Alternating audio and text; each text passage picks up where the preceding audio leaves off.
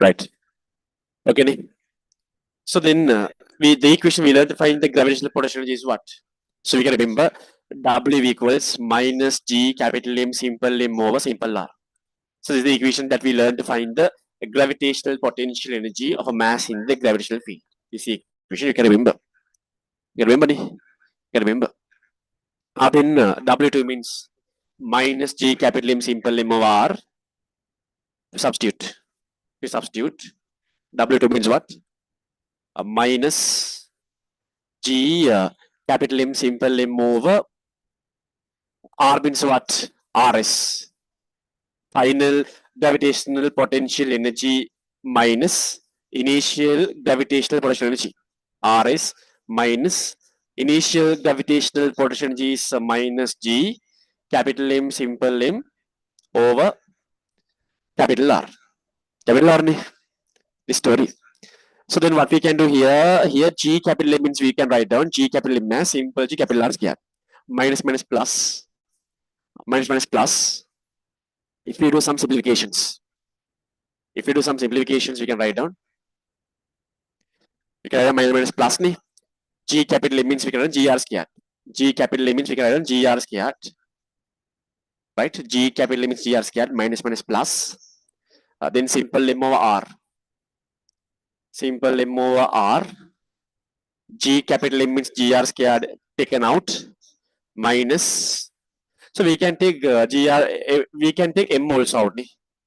We can take M also out.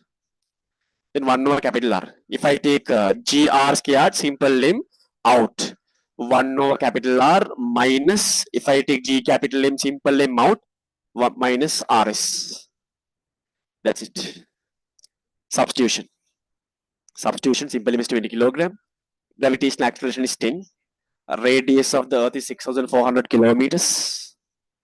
If you convert to seconds, multiplied by, sorry, if you convert to the meters, 6,400 kilometers, if you convert to the meters, multiply by 1,000 whole squared, whole squared, whole squared into 1 over capital R. What is 1 over capital R?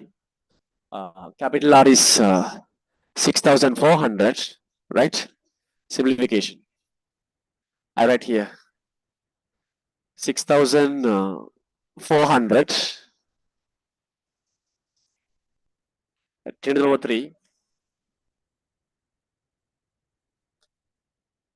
RS. I'm not sure this value, but I just substitute minus 1 over RS means this value not sure. We'll check it because as okay for erase the RS I am not sure this value, but okay 7.64 10 to the power 22. This is the answer. This is how this is the minimum. This is the minimum energy. Remember, if you want to move an object from the surface of the Earth to a certain point, the minimum energy required means it is equal to the change in gravitational potential energy. That is the idea. That is the idea. That is the idea. But simplification is important. But next time, better if there are 2 students also. If there are 2 students also, better to tell me some answers. Okay, right. What additional energy is required for the satellite? Sorry, what additional energy is required for 20 kilogram mass to link with the satellite? That's what I also told you, right? Now, in order to move the 20 kilogram mass from the Earth's surface to the satellite's orbit, required energy is this much. If you want to link that mass, to the satellite, if you want to link that mass to the satellite, remember, you should provide energy. That energy that you are providing must be equal to the kinetic energy, right? Right?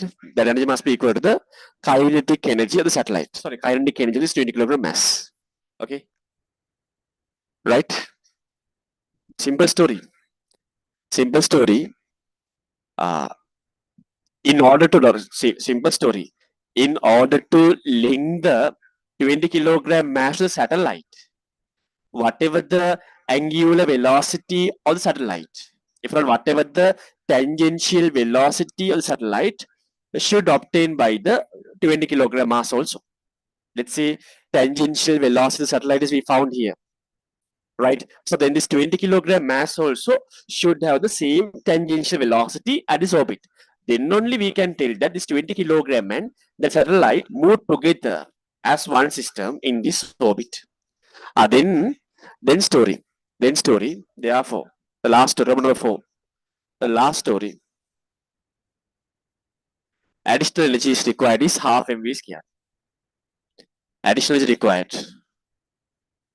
Energy must be equal to, remember, half mv square. That v value we know. V value we know. Mass is how much? 20. Mass 20. That v value is this value. Is the v value. If substitute that value, you get the answer. Right? Okay. So this is the overall essay question. Question number 7. Raise your hands. This story is clear answer. This story is clear answer. This story is clear. This story is clear. Right, okay. Then next story. Next essay question. Next essay question. So we'll try to solve this question number 6. Lenses are used to converge or diverge the parallel rays. Different types of lenses are given below.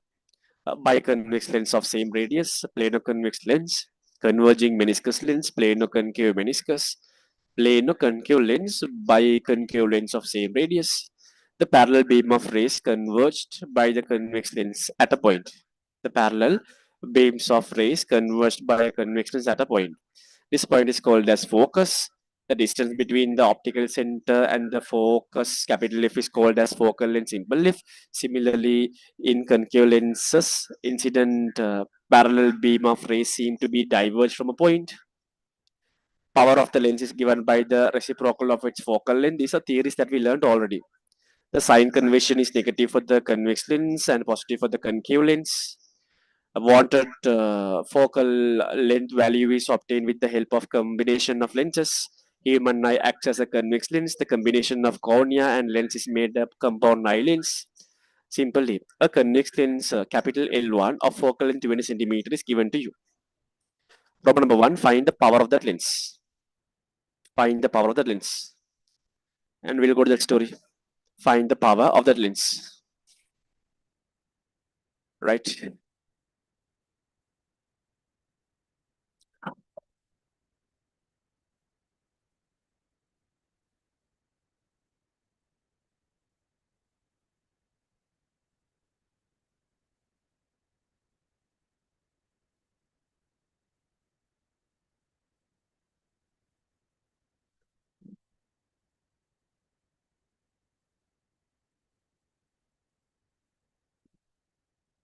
Number 6. Then question number 6, simply problem number 1. Question number 6, simply problem number 1. Simply problem number 1. Simply problem number 1. Find the power of the lens. Power of the lens, we can remember, power equals 1 over focal length. The equation is power equals 1 over focal length. That convex lens focal length is given as 20 centimeter. 20 centimeter. Then you write down 1 over 20. I said that you should substitute the focal length in meters. Then if you convert 20 centimeters into meters, 20 into 10 to the power minus 2. So then minus 2 goes to the numerator, it becomes 100 over 20. That's going to be 5. That's going to be 5 units to measure the power of a lens is diopters capital T. Remember, for a convex lens, focal length sign is negative. For a convex lens, power sign is positive. For a convex lens, power sign is positive. For a convex lens, power sign is positive. Plus 5D. You must mention this plus sign, plus 5D. Then that is done. Next, what they're asking. Problem number 2. If an object is kept in front of that lens, 30 centimeter distance before, find the position of the image and the linear magnification of the image. We want to find the image distance and we want to find the linear magnification. Right. Next story. Problem number 2. Problem number 2. Problem number 2.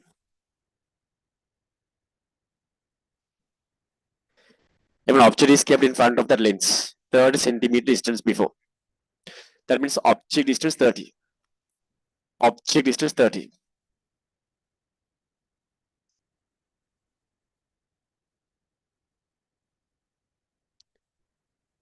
Here, this is the lens.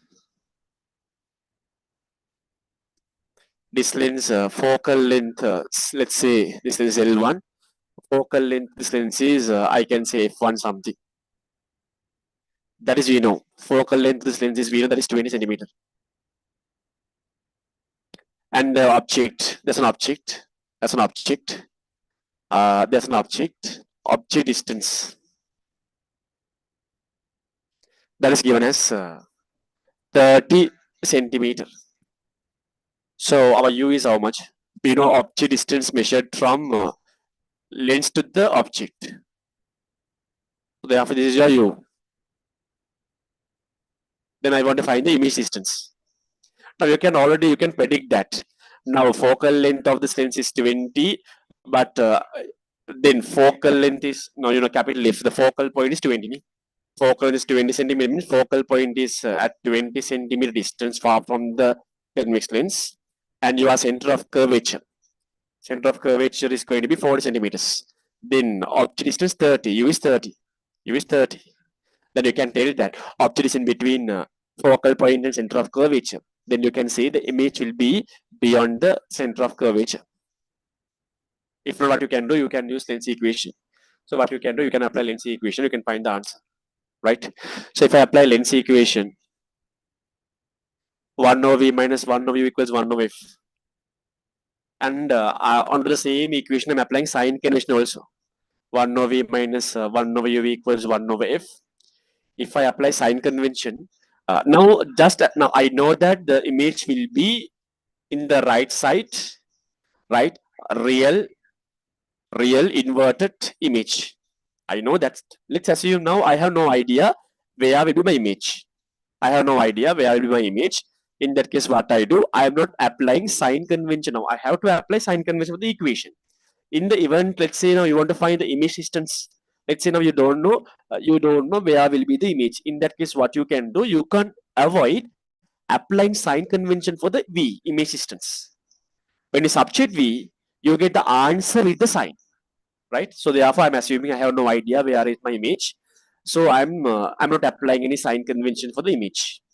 But I know object distance. We know light is always passing from object towards eye, object towards lens. Direction of light ray is right side direction. But object distance opposite to the light ray direction, therefore U is positive. And also we know that focal length of a convex lens is negative, right? If I substitute the value, now my target is finding V. My target is finding V. If I substitute the values, then I want to find V value. And what is my U value? My U value is object distance 30 minus 1 over 30 must be equal to minus 1 over 20. So then if I move 1 over 30 to the right side direction, I can write down 1 over 30 minus 1 over 20. My common factor going to be 60. 60, my common factor here is going to be 2. 2 minus 3. 2 minus 3. Finally 1 over V. Finally 1 over V. Finally 1 over capital V. I think now I can find the answer for V. My V going to be how much? My V going to be exactly equal to minus 60 centimeters. Minus 60 centimeters. What is the meaning? Your image distance negative means what? Right? Your image is in the right side direction. Okay? So therefore our image will be somewhere here. Our image will be somewhere here. Correct, right? If I'm wrong, tell me. So image will be somewhere here, inverted image. So why we are getting negative answer? The reason is what? So we all know that distance is measured from lens to the object or image. Image distance also measured from lens to the image. Direction of light is right side. Also, direction of image distance is also right side. Right side. Same direction means sign is negative. That's why we're getting negative answer, minus 60 centimeter. Minus 6 centimeter. If in the beginning in this equation, if you already, when you are applying the sign convention, if you put the sign for the image distance also, by predicting my image will be going to be here, therefore the sign for the image distance is going to be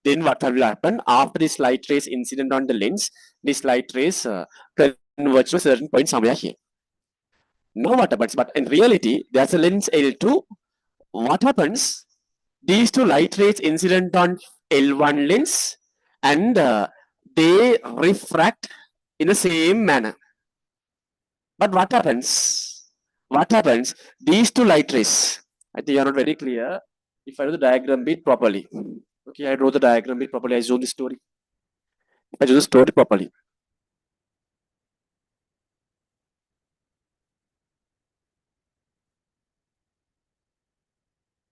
If I zoom the story properly, yeah, the gap between these lenses are negligible, but for our understanding, I draw a kind of considerable gap.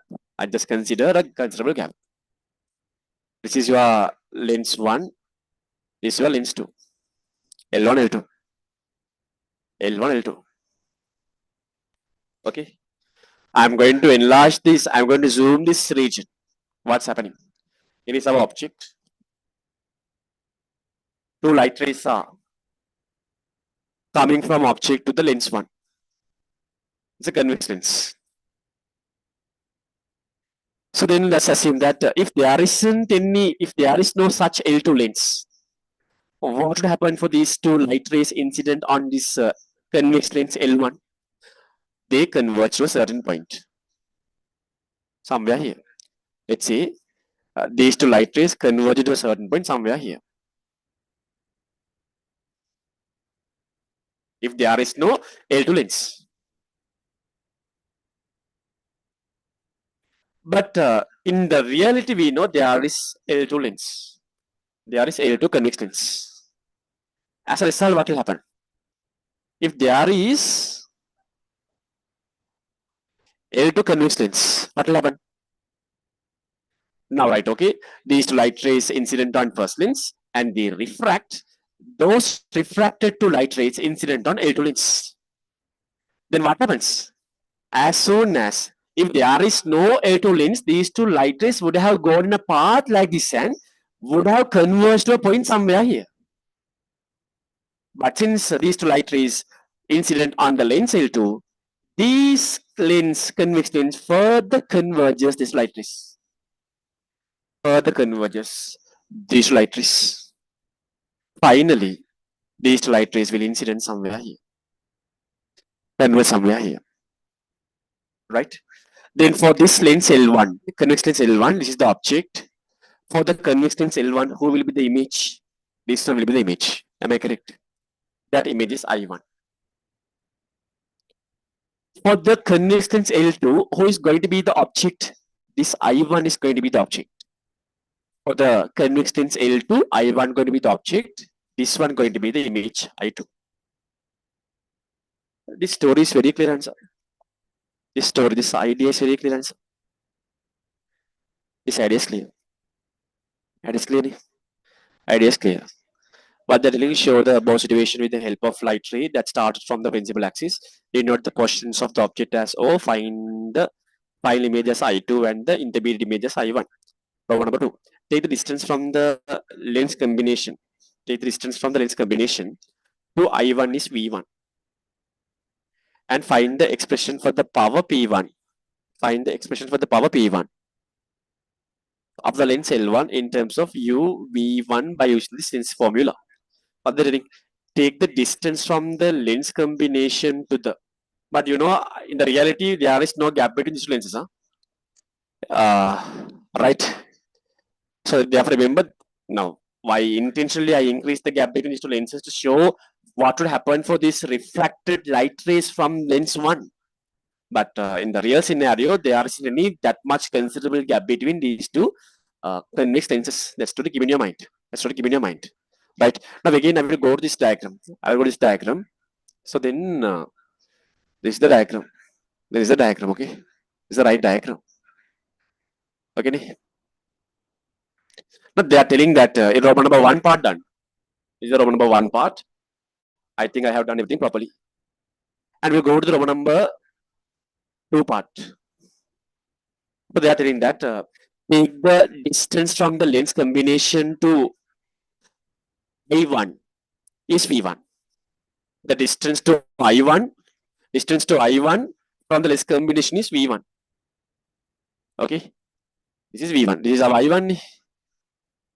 This is V1. Object distance they have given, that is U. Object distance from the lens combination, that is U. This is U. Right. Okay. Here is our I1. Here is our I2. Here is our I2. Huh? Here is our I2. Right.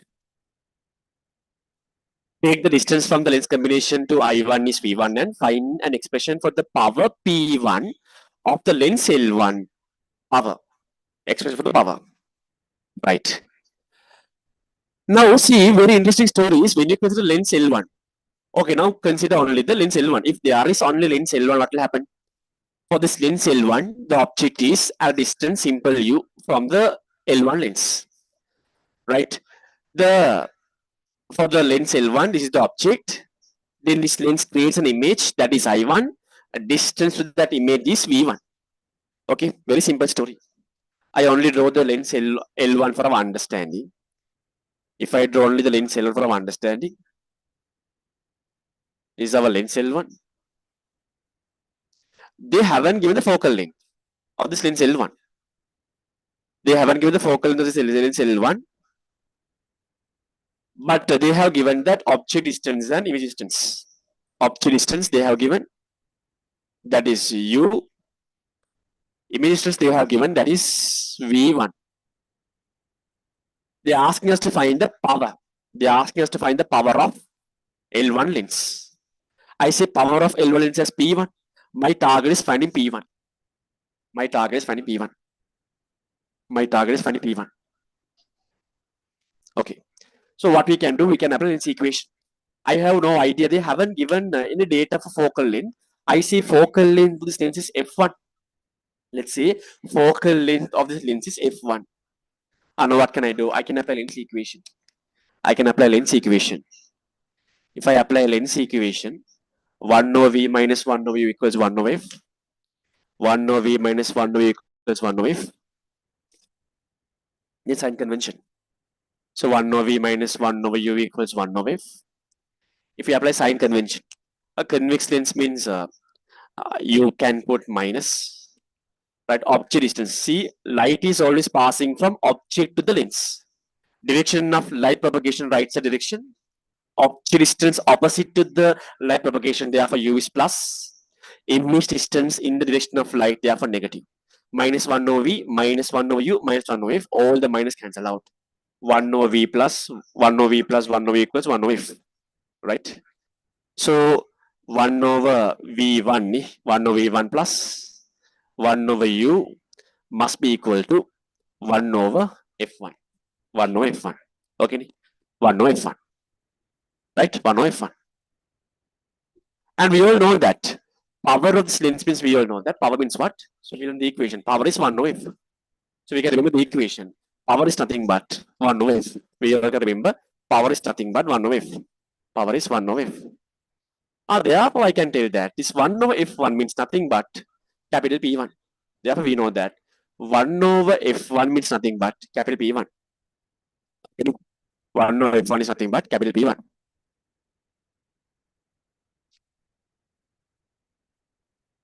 Right? 1 over f means capital P1. So therefore 1 over f means capital P1. So therefore I can write down this is capital P1. So therefore 1 over f1 means capital P1. Therefore capital P1 going to be 1 over v1. Okay, 1 over v1 plus 1 over u is the answer in terms of given data. Now they are asking us to find the power P1 in terms of u and v1. Okay, they told what? In terms of u and v1, find the power of lens 1. Then I found that power in terms of u and v1. That story is clear. Problem number 3, find an expression for the power P2 of the lens L2 in terms of v1 and v. In terms of v1 and v. Now I draw, look at this lens L2. For the lens L2, carefully listen, this might be confusing. For the lens L2, For the lens L2, I told you that. For the lens L1, this is the object, this is the image. For the lens L2, this is the object, this is the image. If I do that scenario for our understanding, Roman number 3 something story. Roman number 3 story for our understanding, if I do this, that scenario, the lens L2,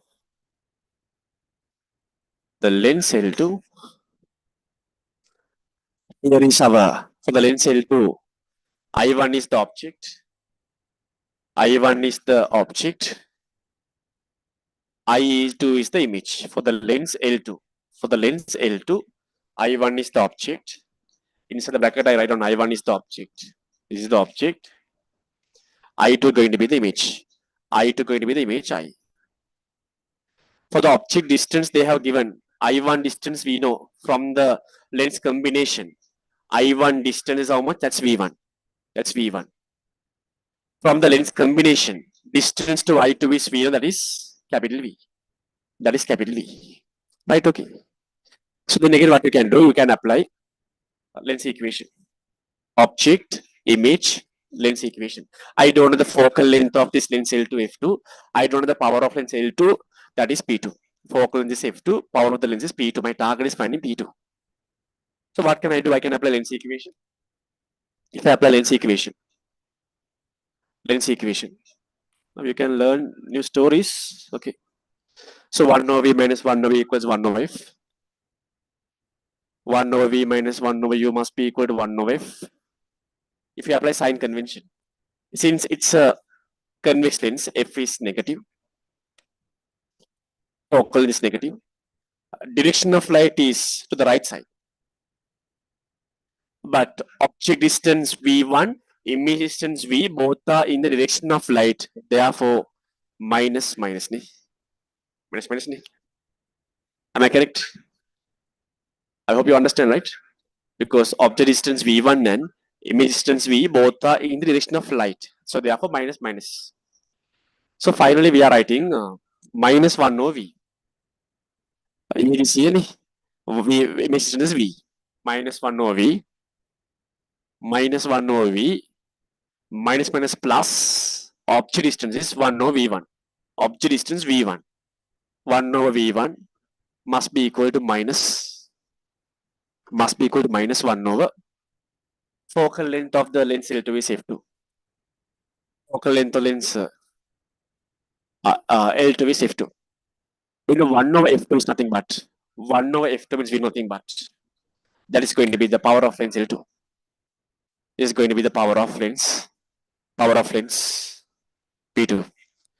lens P2. So therefore, in subject P2, we can get the answer. P2 is equal to how much? P2 is equal to simply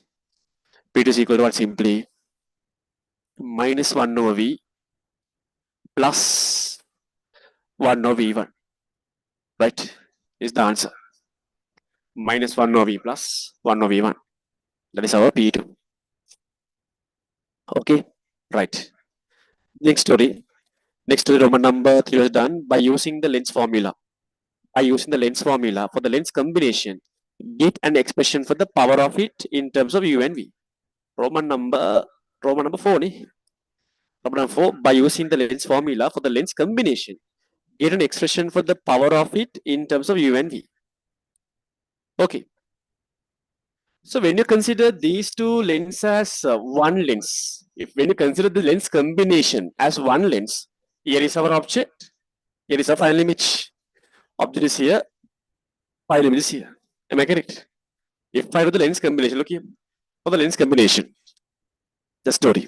If I do that diagram also, for the lens combination,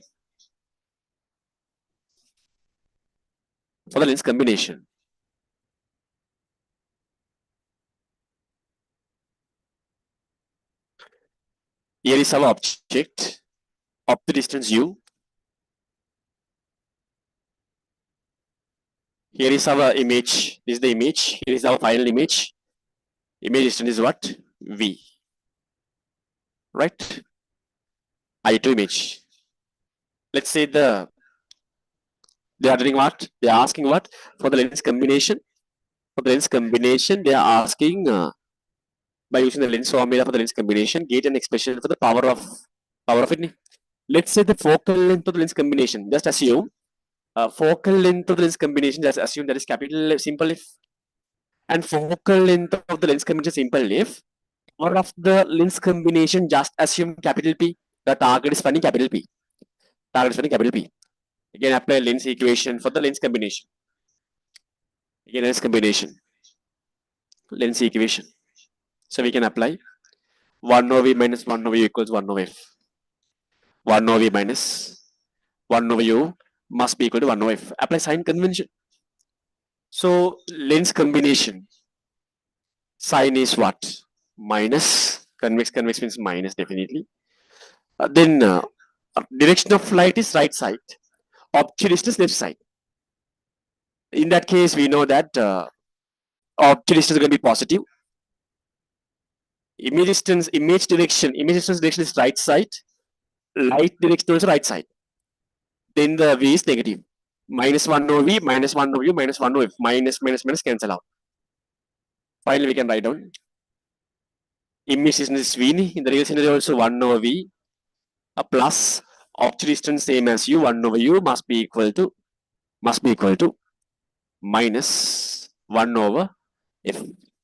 This 1 over f is what? Oh, sorry, all the minus cancel out. All this minus cancel out, okay? Then just 1 over f. This 1 over f is, we all know that. That is going to be the power. That is going to be the power of the lens combination. That is going to be the power of the lens combination. That is going to be the power of the lens combination. That is going to be the power of the lens combination. Then we can write down capital P is what? Capital P as 1 over v plus 1 over u. Capital P means what? Capital P means 1 over v plus 1 over u. Capital P means 1 over v plus 1 over u. 1 over v plus 1 over u. Nice story. Okay, Roman number 1, 2, 3, 4 discussed. What else? So where are we now then? Where are we now then? In that case, Roman number 5. Okay. From that parts in B Roman number 1, B Roman number 2, B Roman number 3, show that the power of the lens combination is P equals P1 plus P2. P equals P1 plus P2. Okay. What have we done so far? So far in Roman number 2, we considered lens L1 and we found the power P1 is 1 over V1 plus 1 over U. And we considered lens L2 and we got an equation. Power of lens L2 is P2 is 1 minus 1 over V plus 1 over V1. When I consider entire lens combination together, the power of the lens combination is 1 over V plus 1 over U. I got some equations. Now they are telling by using this result, and this result, and this result, they are telling us to show capital P is equal to P1 plus P2. They are telling us to show. So we'll take this as equation 1 something. From equation 1, from this equation 2, from this equation 3, they are telling us to prove that capital P equals P1 plus P2. How can I do that? Now I want to show that capital P equals P1 plus P2. So what can I do? Now in that case? What we can do? Right. How can I show that? Right. How can I show this one? Right. We can show. How can we show this one? Right. Okay. Then, okay. Right. Okay. Any idea? So what we can do here? Here what we can do?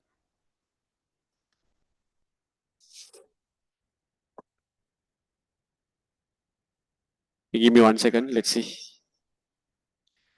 From the B1, 2, 3, show that the power of the lens combination is P equals P1 plus P2. P1 plus P2. Then what we can do? When it comes to here,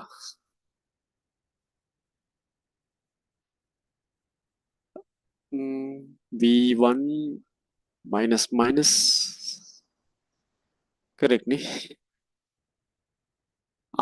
See here, I made a mistake. Look here. I made a small mistake here. See, minus 1 over V, minus plus. U is my V1 must be equal to minus 1 over F2. 1 over F2 means P2. Then I forgot this minus, right? So if you, then here I'm getting minus P2. I am getting minus P2. Minus 1 over F2 means P2, minus P2 something. Minus 1 over V plus 1 over V. So if I remove this, if I divide all the terms by minus, then P2 equals plus 1 over V minus 1 over V1. And now we can get the answer. That's why there was a small issue with that equation. Now we can get it. Look here. Now we want to show that P1 plus P2 equals P. So what you do, please add equation 1 and equation 2. So when you add equation 1 and equation 2, when you add equation 1 and equation 2, let's add them. So when you add equation 1 and equation 2, let's add them together. Equation 1 plus equation 2. Equation 1 plus equation 2. Then we can write down left side is P1 plus P2. Left side we are getting that P1 plus P2. Left side we are getting P1 plus P2 must be equal to right side. Right side going to be 1 over V1 plus 1 over U. 1 over V1 plus 1 over U. Equation number 2 right side is plus 1 over V plus 1 over V minus 1 over V1. Then very clear. 1 over V1 minus 1 over V1 cancel out. Then we are getting 1 over U plus 1 over V must be equal to P1 plus P2. P1 plus P2. P1 plus P2. P1 plus P2. Now we know from this equation 3 just now we got, that capital P means 1 over U plus 1 over V. So therefore we can tell that 1 over U plus 1 over V. From this equation 3 we can tell. Equation 3 we can tell. That's going to be capital P. So therefore finally capital P 1 over U plus 1 over V means capital P. This is capital P must be equal to P1 plus P2. Must be equal to P1 plus P2. P1 plus P2. P1 plus P2. Story is done. Capital P equals P1 plus P2. Nice story. Discussly done. Next idea. Next story what they are asking. Next story they are asking. Find the, okay, we discussed that. Find the focal length of the lens combination. Find the focal length of the lens combination combined with two lenses L1 and L2. Find the focal length of the lens combination combined with two lenses L1, L2. Find the focal length of the lens combination. That's easy. So you want to find the focal length of the lens combination. Okay. That's easy. That's easy. So look here. Look at the story. If you know this equation, power is equal to P1 plus P2. Now you can start, you can start from this story. The last one, Roman number 4, Roman number, this might be Roman number 5. Roman number 5, next one will be Roman number 6. Next one will be Roman number 6. And next one will be Roman number 6. Okay, Roman number 6. Roman number 6. See, capital P equals P1 plus P2 from this equation. Capital P equals P1 plus P2. You know that power. Power means we know that 1 over F. Capital P means power of the lens combination. Power of the lens combination is power. Capital P means power of the lens combination. That is equal to 1 over, right? 1 over. F means focal length of lens combination. Right? Okay. Then, okay. Right? And capital P1 means what? Capital P1 means, and you want to apply the sign also, okay? So when you are connected to the focal length, you want to apply sign also. Then focal convex length sign is negative. Capital P1 means power of first lens, lens L1. That is equal to 1 over F1. That is equal to 1 over F1. Look here. Look here. Now because they have the given data is U and V. The given data is U, V and V1. Those are the given data. So I want to find the focal length of this combination. I want to find simple lift. I want to find simple lift in terms of given data. So then I think this is more than enough. Equation 3. From equation 3 I can get the answer. Equation 3 what? Equation 3. Power is what? Power is what? Just this story. This is the answer. See this story. Already for the Roman number 4, you apply the resiliency equation and you got something. 1 over V, 1 over U, 1 over F. Subjective. Then you get the answer. This is my equation 3 dash. From equation 3 dash, you can tell that. Very easy. 1 over V plus 1 over U must be equal to 1 over F. 1 over F. Subjective. With the reciprocal. With the reciprocal, F equals how much? F equals 1 over. F equals 1 over. Simple. 1 over 1 over V plus 1 over U. Now you can simplify further. 1 over UV, U plus V. That means answer is UV over U plus V is the focal length of combined lens. Nice story. Up to now, everything is very clear answer. This story. It's a nice story. Everything is very clear answer. Everything is very clear answer. Everything is very clear answer.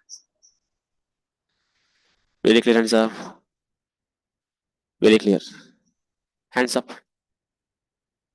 Raise your hands if you understood everything. I didn't see. Sir, they have given the focal length. No, they haven't given. They mentioned only the given data, UV, V1. They haven't given F1, F2 something. Have they given F1, F2? No, they haven't given F1, F2. So therefore, only the given variables in this question is U, V, V1. Then we want to keep the answer also U, V, V1. Okay. Then the simple C part. Let's say C part, simple C part. Then we can go to the next question. Simple C part story. Human having the diameter of 5, 2 centimeter, nearest distance 40 centimeter, furthest distance infinity. Find the available maximum focal length of him. Find the available maximum focal length of him. We'll solve this question. C part. C part is, I think, a bit difficult maybe.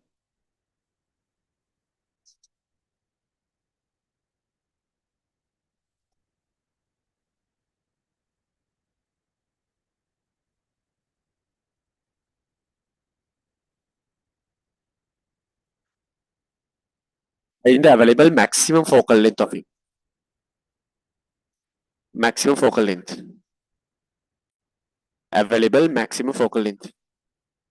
Simple C part. Human eye diameter is 2 centimeter. C part. If I draw the human eye,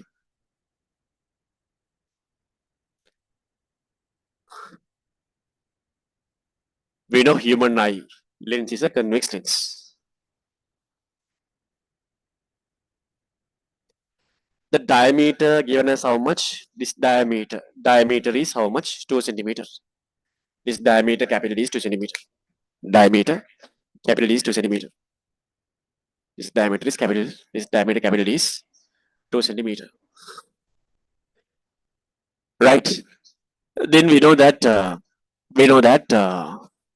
they have given the range of vision of this eye. The range of vision of this eye is near point is 40 centimeter, far point is infinity. So current range of vision of this eye is how much? So we all know that is 40 centimeters to infinity. Near point, far point. For this eye, near point is 40 centimeters.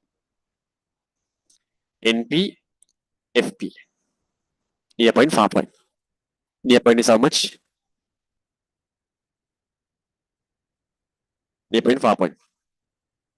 4 centimeter and infinity. Right, okay. Right. Okay. What are the 25 centimeters? What in it? No issue. Find the available maximum focal length of him. Available maximum focal length of him. How can I find that one? How do we find the available maximum focal length? Okay, what shall we do now? I will apply lens equation and I try to argue. Okay. So we all know the lens equation. We can remember the lens equation. Right? Lens equation we can remember. Lens equation we all are very familiar now. 1 over v equals 1 over u equals 1 over f. Very important equation. Also now definitely object going to be somewhere here. Here or infinity object is going to be in this side. If this eye can clearly see this object, image must be formed at the retina. Agree? If this eye can clearly see any object, because we know in this scenario, I can see objects in between. When the object is in between 40 to infinity only, this eye can clearly see the object. Why? Then only image will be formed exactly at the retina. Okay. Then in the scenario, you understand that no matter where is your object, no matter your object is at 40 centimeter, your object is at 50, object is at 100 centimeter, 1 kilometer, infinity doesn't matter. Always image distance is going to be, always remember, image distance is going to be a constant. If you can see the object clearly means image distance is going to be a constant. That is equal to the diameter. Image distance of the, remember, doesn't matter where is your object in this scenario. Always your image distance of the object is always a constant. Agree? Always from the lens to the image. What is the image distance? From the lens to the image distance. That is image distance. Doesn't matter where you keep the object. If you can clearly see that object means image exactly forms the retina. Image distance is also constant. That is 2 centimeter. So first of all, we'll apply lens. Object is here. Then we understand this is a lens. Object is this side. Image is side. That's obviously. Normally, after applying lens equation only, you can argue. Then lens equation. If you apply lens equation, then I is a convex lens minus direction of light right side, but object distance opposite me, therefore plus direction of light right side. Image distance also right side, therefore minus. Then when you cut minus 1 over u, minus 1 over u, minus 1 over f, we can write on 1 over u plus 1 over u equals 1 over f. Now we can argue 1 over v plus 1 over u must be equal to 1 over f. Now we know here v is a constant. Nothing. Here v is a constant. V doesn't change. That is 2 centimeter diameter. It's a constant. Then we understand that when object distance changes, what will happen? Let's say when u increases, when object distance increases, when u increases, you have 1 over u. You have 1 over u going to decrease. Am I correct? When u increases, 1 over u decreases. Then this entire term decreases. Am I correct? U increases, 1 over u decreases, this entire term decreases. Then 1 over f also decreases. That means f increases, right? Left side decreases means right side also decreases. 1 over f is decreasing. That means f is increasing. Simple that. When the object distance increases, remember, summary. When the object distance increases, focal length of the, because eye lens is not like a other artificial lenses. What's happening when it comes to eye lens can change focal length. Normally other glass lenses, they can't change their focal length. When it comes to eye lens can change their focal length. So then remember, when object distance increases, when u increases, remember when u increases, focal length of the eye lens increases. They are asking in the question number 1, what is the maximum? What is the maximum? What is the maximum? What is the maximum focal length? Then we know that focal length become maximum when your object is at the infinity, because the maximum object distance is infinity. They're very simple, right? Then You understood that. You get the maximum focal length when the object is at the infinity. You can use lens equation and you can do a calculation and you can get the maximum focal length. If not, you can automatically what is the focal length? When the object is at the infinity, tell me what should be the focal length of islands? Reply everyone. According to this question, reply everyone. Reply everyone. When the object is reply everyone. Reply everyone. When the object is at the infinity, what should be the focal length of what should be the focal length of islands? Reply. What should be the focal length of islands? Reply everyone. Reply. Need some replies. Need some replies.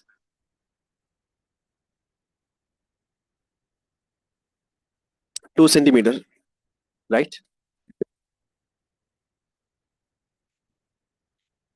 We learned when the object is at the infinity, light rays are parallel to the principal axis.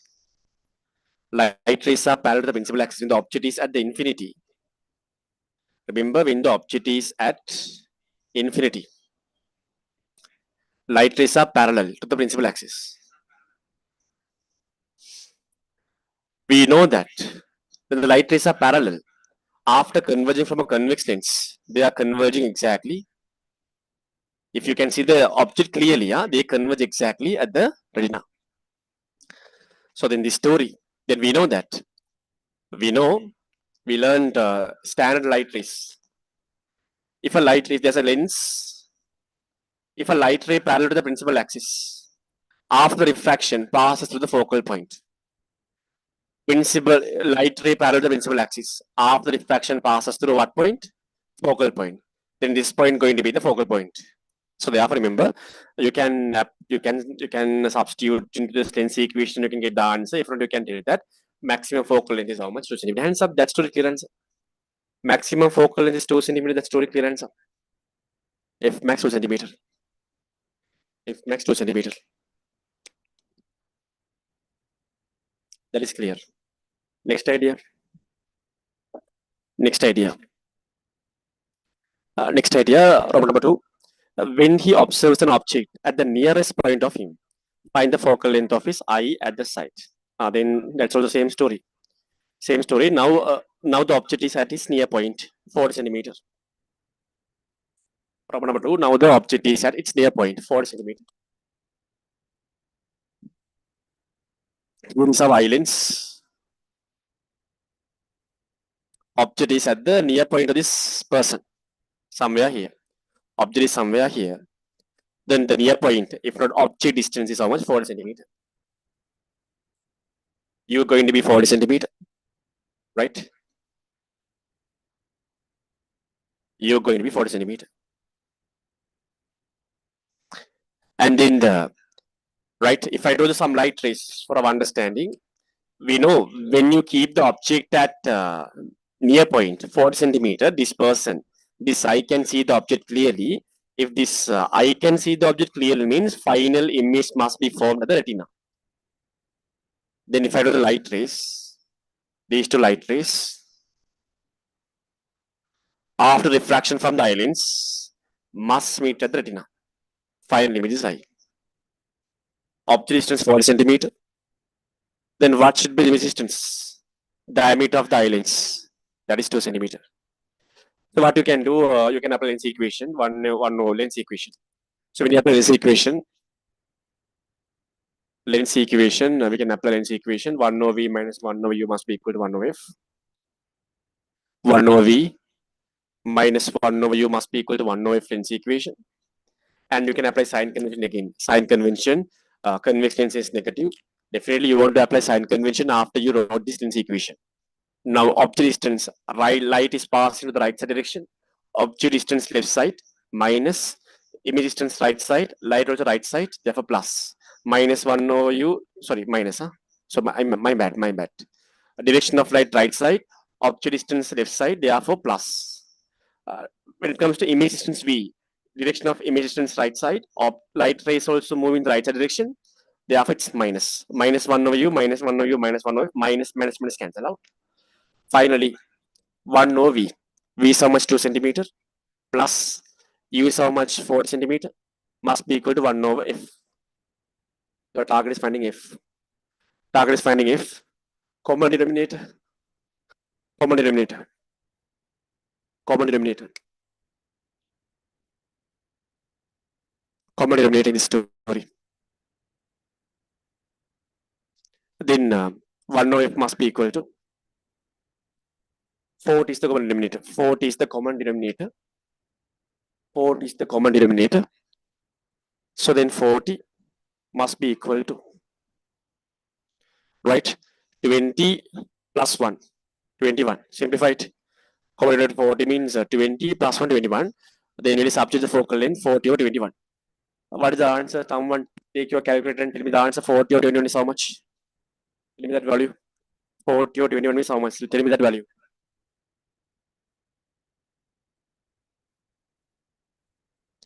That value, tell me. Problem number 3. Till you are telling the right value. Problem number 3. When you observe an object at this nearest point, find the power of the lens. Right? When you observe an object at this nearest point, find the power of the lens. Now they have told something in the bracket. Let's think what they have mentioned. Yeah.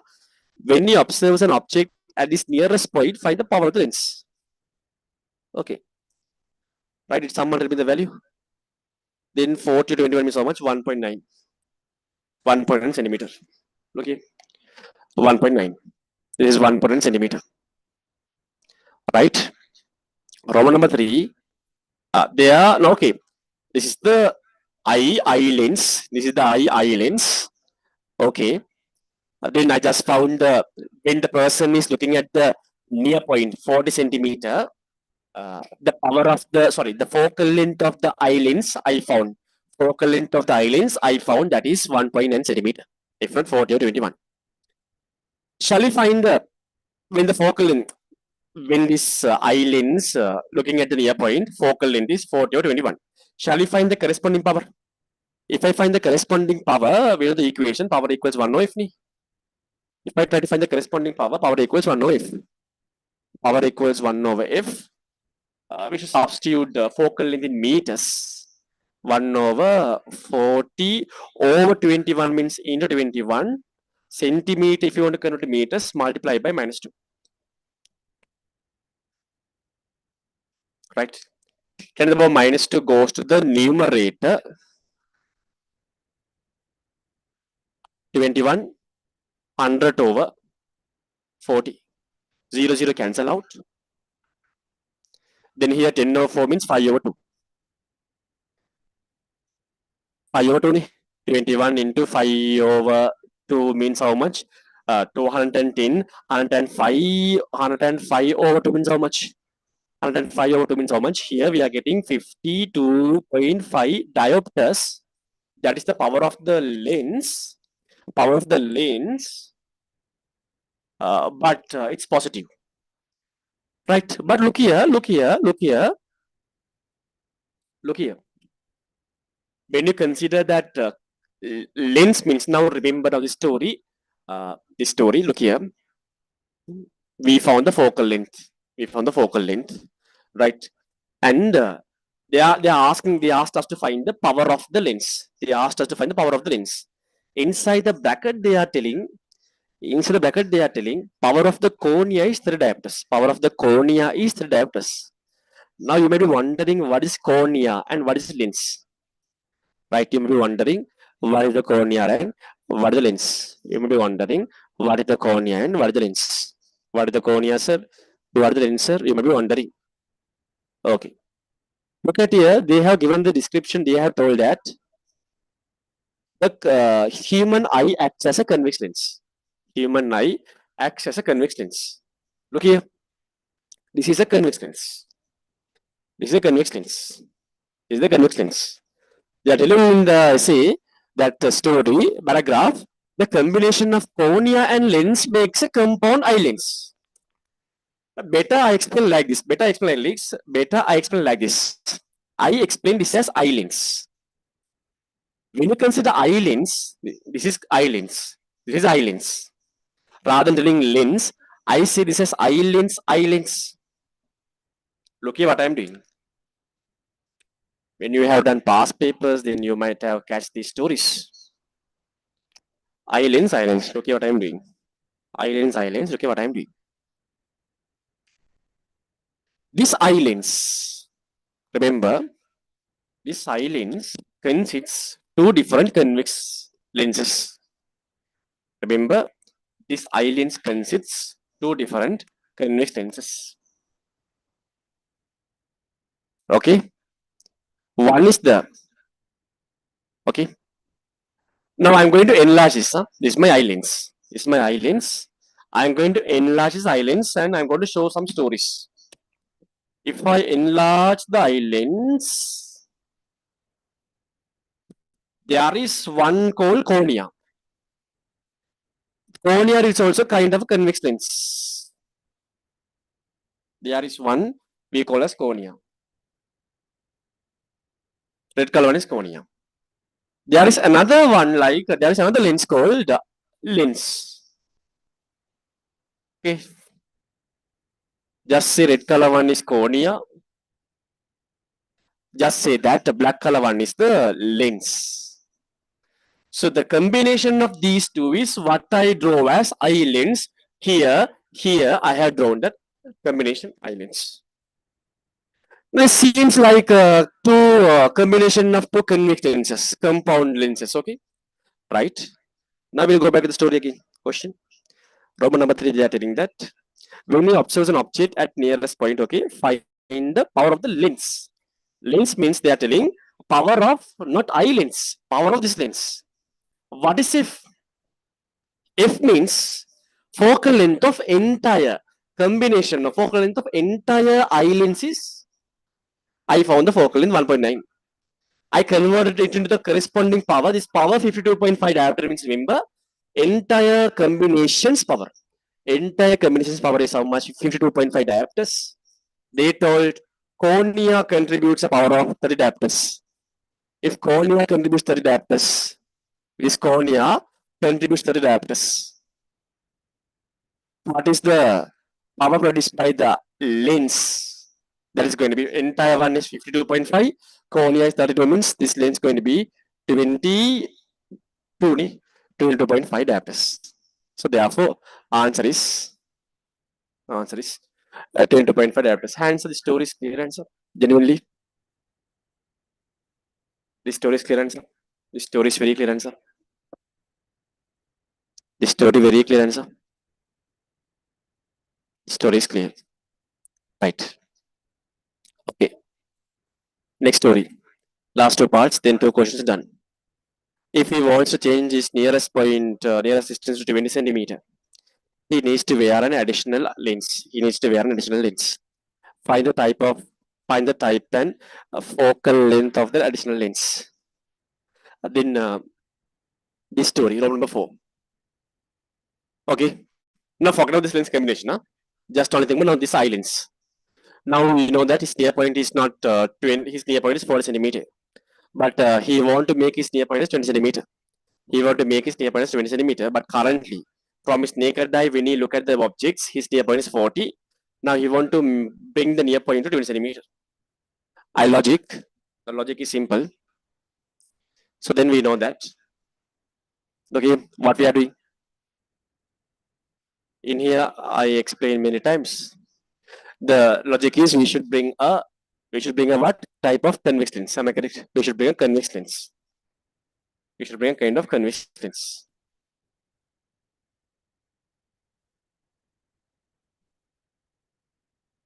We should bring a convex lens.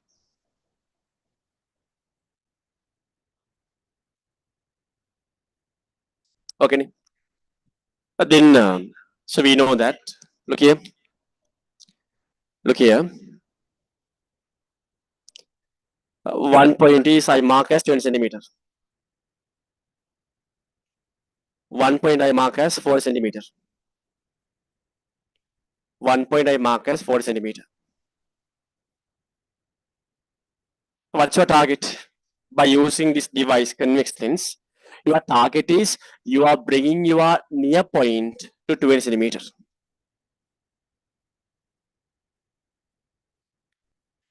Then where you should keep your object? You should keep your object at 20 centimeter, 40 centimeter. No doubt that. If you keep the object at 40 centimeter, you don't need this device. What's your target? You want to see object at 20 centimeter. You should see. Now we know this person's range of vision is 4 to infinity. So when we keep an object at 20 centimeter without using any devices, this person can't see that object at 20 centimeter.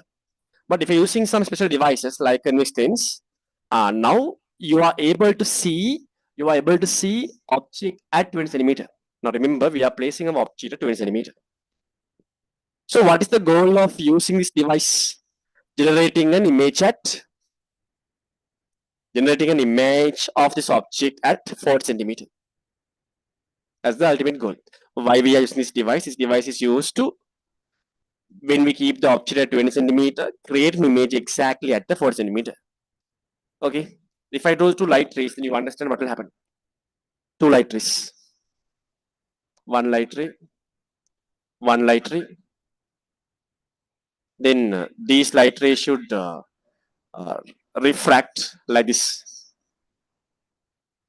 One light ray. One light ray. Should refract like this. It should refract like this.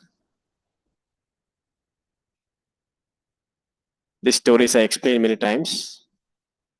Then reaches the islands. Reaches the islands. Reaches the islands. Then converges to the retina. Is the idea? Is the idea? This is the idea. They're asking if he wants to change his nearest distance to 20 centimeter, he needs to wear an additional lens. Find the type. Type is convex lens. Focal length of the additional lens. Focal length. Find the focal length. How are you going to find the focal length? How are you going to find the focal length? How are you going to find the focal length? How are you going to find the focal length? For the blue color lens, apply lens equation. For the blue lens, apply lens equation. If we apply lens equation for the blue color lens, 1 over equals 1 over u equals 1 over f. 1 over v minus 1 over u must be equal to 1 over f. Apply sign convention. It's a convex lens, therefore minus. Direction of light right side. Object distance is 20. Image distance is 40. Both are left side. So u also plus, v also plus. My image distance, image is here, it's 4 centimeter, 1 over 40.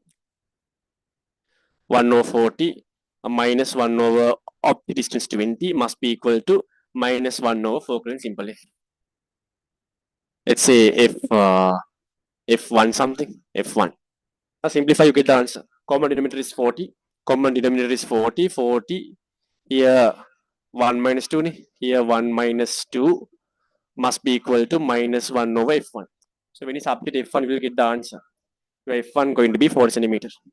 Am I correct? F1 going to be minus 1 minus minus. Just check. If I'm wrong, tell me. If I'm wrong, tell me. F1 going to be 40 centimeter. Okay. That part also done. The last part into essay question is done. We can go to the heat story. The last story. The last story is what? Last story. While we are in that above lens, find the farthest distance of him. While he is wearing that above lens. Okay. Now what happens normally? Remember, before wearing this convex lens, his range of vision is 40 centimeter to infinity. Now why did he wear this lens? To reduce his near point to 20 centimeter. Remember, after wearing this convex lens, his near point becomes 20 centimeter. No issues. It's really good. But what happens far point? Hands up says his far point remains still at infinity answer. Even after wearing that convex lens, his far point still remains at infinity answer. His far point decreases answer. His far point decreases. His far point decreases answer. Far point decreasing. Now your target is finding the far point. They are asking us to find the, after wearing the convex lens, they are asking now range of vision. After wearing the convex lens, they are asking the far point. We'll find that far point. After wearing the convex lens, we'll find the far point. Again the story. Again the story. Same story. The last part, same story. So pretty much same. Same story. Same story only. Here is y. Same story. Here is y.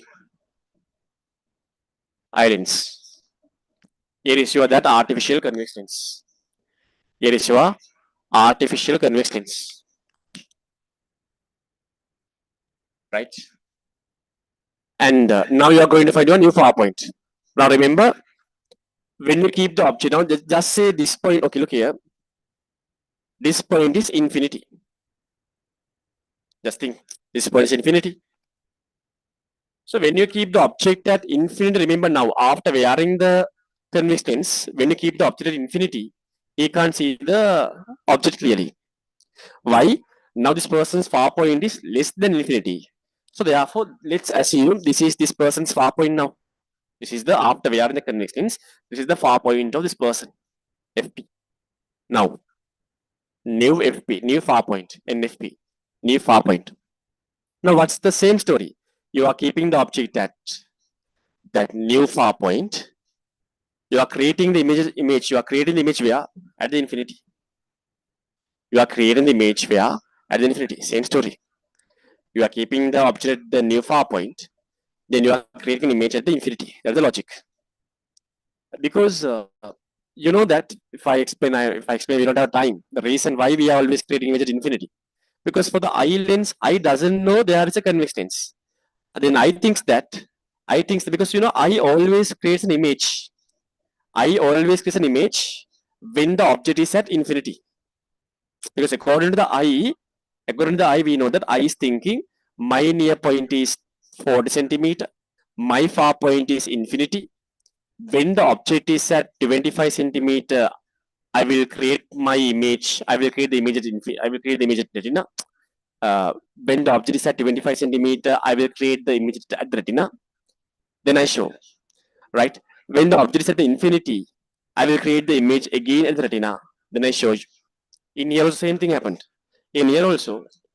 Now what have you done is, now you want to reduce your near point 20 centimeter. You kept the object at 20 centimeter.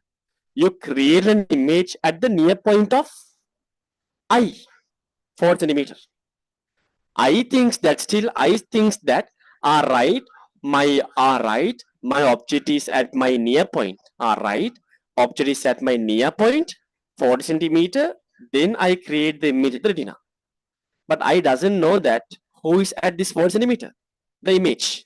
I thinks image as the object. I actually misunderstood. Same story. In here also remember, far point story, I's far point is infinity.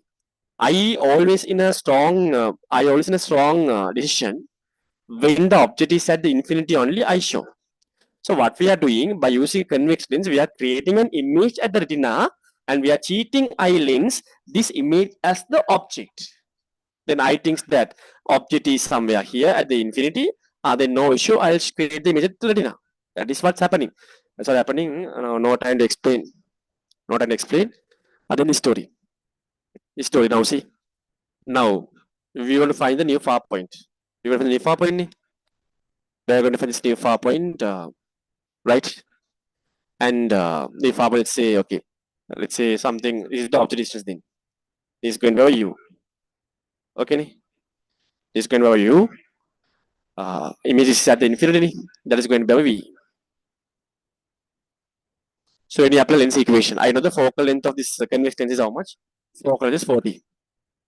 Focal length is 40 centimeter. 40 centimeter. Then when you apply lens equation, now, look here, 1 over v minus 1 over u must be equal to 1 over f. Sign convention. So you are applying lens equation to whom? This blue color lens. Huh? You apply lens equation to this blue color lens. For the blue color lens, when you apply lens equation, sign convention. Convex minus, light is right side, object distance, image distance, both are left side, positive, positive. We know image is at the infinity, that means 1 over infinity, minus u is how much, that's what I want to find, object distance, new far point, that's what I want to find, let's say u must be equal to minus 1 over f is 40. Then when you simply 1 over infinity is 0. Minus 1 over u equals minus 1 over 40. Your new far point is 40 centimeters. Am I correct? That means now your range of reflection is how much? 20 centimeter to 40. Your near point after we are in the lens, near point is 20 centimeter, far point is 40 centimeter. Before we are in the next lens, near point is 40, far point is infinity. The story is very clear answer. This story is very clear answer. This story is crystal clear answer. Crystal clear. Right, okay. So what shall we do? We'll take a small break and we'll come back to the next story. Take a small break, 10-minute break. Take a 10-minute break and 9:10, come at 9:20. Okay, take a small break. Then we'll come back at 9:20 something and we'll continue. Right? Uh, we'll continue.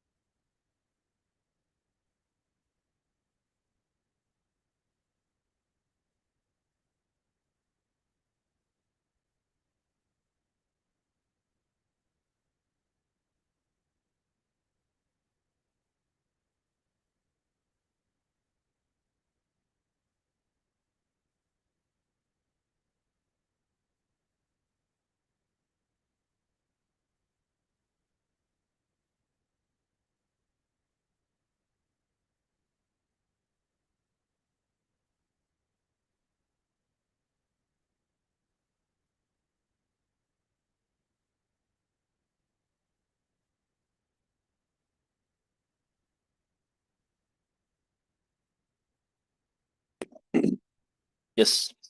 So the next essay, question number 8. We'll go to 8 and we'll go to 5.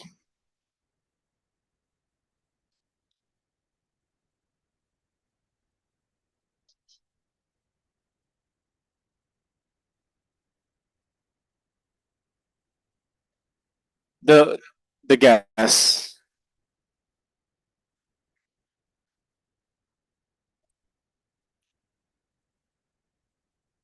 Next story. The gas in the cylinder of a diesel engine can be considered to undergo a cycle of changes of pressure, volume, and temperature. There's a gas in a cylinder of a diesel engine can be considered to undergo a cycle of changes of pressure, volume, and temperature. One such cycle for an ideal gas is shown in the following graph. They have given a pressure volume graph. Pressure measured in kilopascals, volume measured in centimeter cube. In the process A to B, air is adiabatically compressed. We know adiabatic process means we know that delta Q is 0 by the piston until it reaches a very high pressure and temperature. Okay. A small amount of diesel oil is then injected into the cylinder and it burns in the hot air B to C. B to C. Heat is thus supplied to the gas in engine. Expansion continues adiabatically until the piston is pushed down its full amount CRD.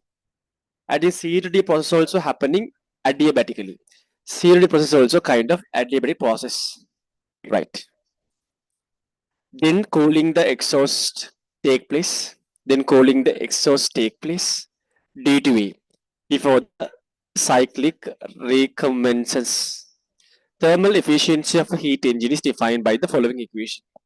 Thermal efficiency of a heat engine defined by the following equation. Net work done by the gas in engine, heat supplied to the gas in engine. Heat supplied to the gas in engine. Right, okay, I'm reading you and I also have no idea.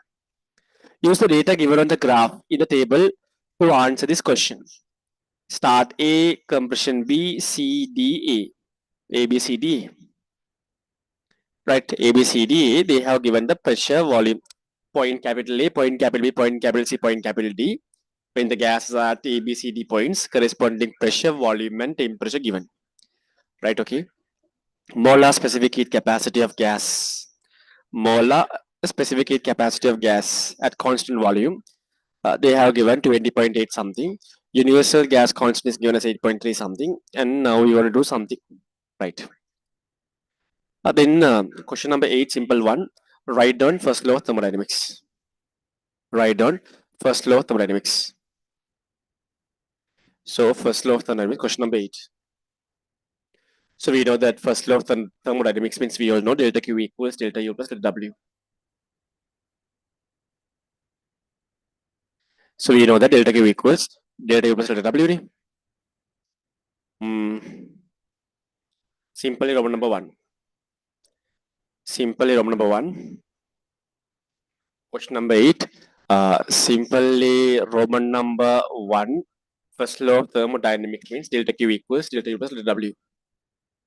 Delta Q equals delta U plus delta W. Right. Problem number 2. What does the temperature of the gas rises? Why does the temperature of the gas rises in the process A to B? Now I will draw the diagram later. Now they mentioned A to B process, Roman number 2. Now they mentioned clearly A to B process is a kind of adiabatic process. Okay. A to B process is a kind of adiabatic process. So therefore, if it is an adiabatic process, we know that. If A to B process is a kind of adiabatic process, when that gas transfers from state A to state B, when that gas transfers from state A to state B, we know that delta Q is 0. Delta Q is 0. Delta Q is 0. So then, if I apply first law of thermodynamics to the process A to B, if I apply first law of thermodynamics for the gas moving from state A to state B, delta Q equals delta U plus delta W. We know that. We know delta Q is 0. Then we can write down two different stories. So one can write down delta U equals minus delta W. If not, delta W equals minus delta U. Look here. Now we can clearly see in that diagram why does the temperature of the gas rises. Now they mentioned clearly in the data they mentioned that A to B air is adiabatically compressed until it reaches a very high pressure and temperature. Now remember, since they are mentioning its temperature increases when you consider A to B process and adiabatic process, and they mention A to B process temperature of the gas rises. They mention in the given data. So remember why temperature decreases. Remember temperature increase. Sorry, why temperature increases? Remember temperature increase means you can remember that internal energy equation. We can remember internal energy 3 over 2 nRT. If for nKT 3 over 2 PV, whatever. So then we know that when the temperature rises, we all know that internal energy of the gas also rises. Okay, that story is clear. So A to B process is a adiabatic process. Therefore, delta Q is 0. Adiabatic process. Therefore, delta Q is 0. When I apply first law of thermodynamics, since delta Q is 0, then I can write down. If I move delta W to the left side, I can write down minus delta W must be equal to delta U. Right? What is the meaning of this? Minus delta W means we know that work is done on the gas. When the gas is moving from state A to state B, work is done on the gas. What's happening? A to B process. What's happening? When work is done on the gas, its internal energy increases. When work is done on the gas, right?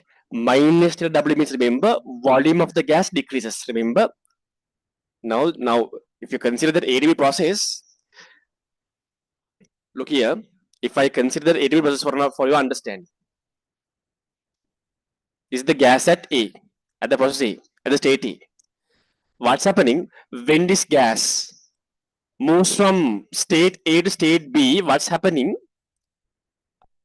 Minus W. That means work is done on the gas. That means volume of the gas reduced. Parallelly, temperature and pressure increased. That is the meaning.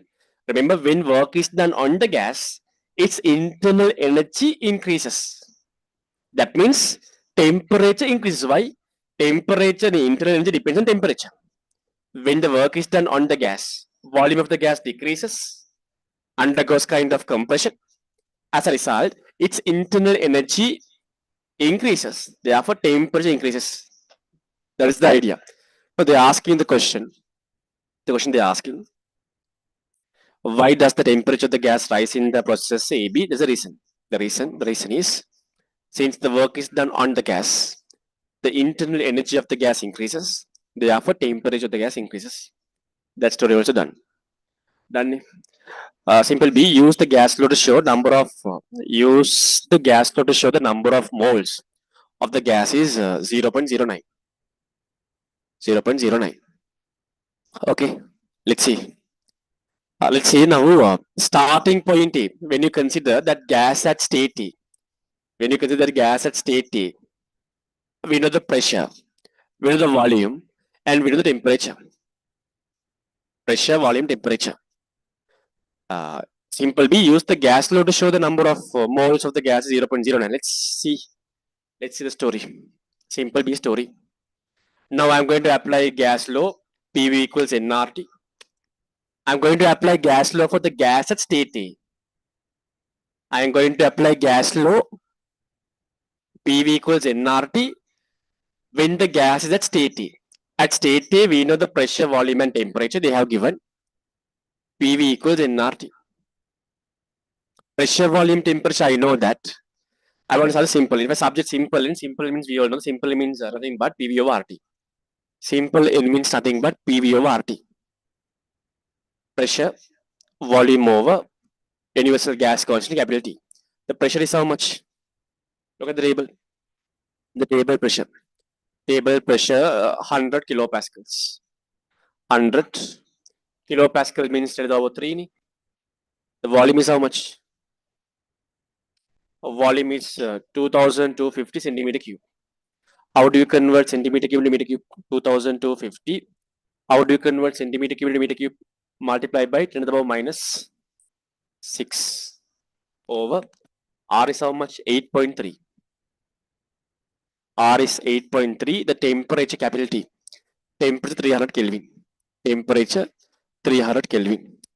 Temperature 300 Kelvin. Can someone simplify this and tell me the answer? Can someone simplify this and tell me the answer?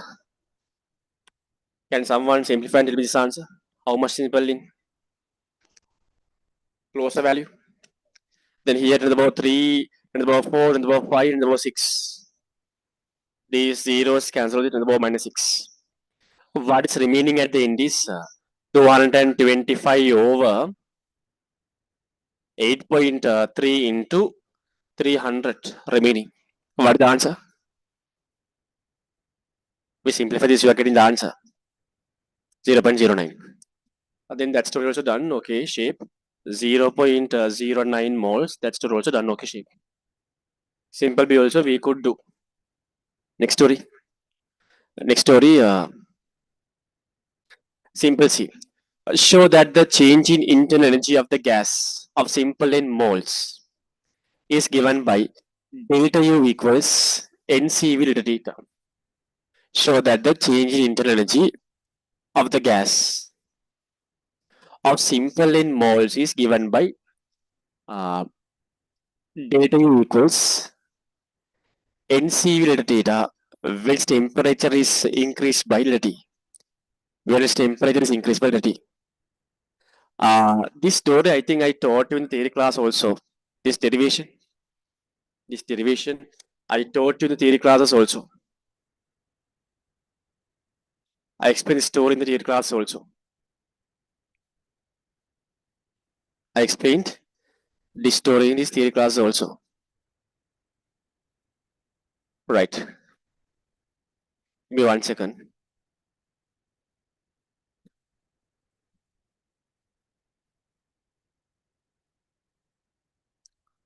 Right.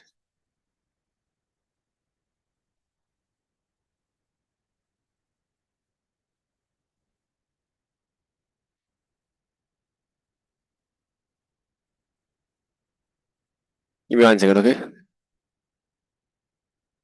How to do this one? How to do this?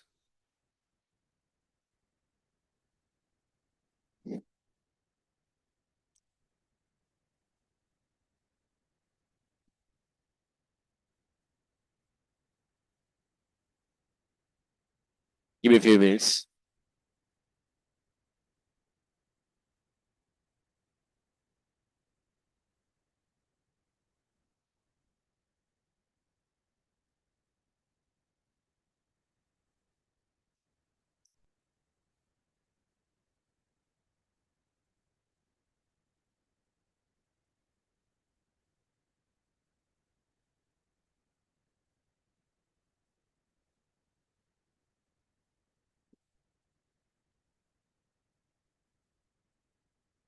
Let's try to derive the story.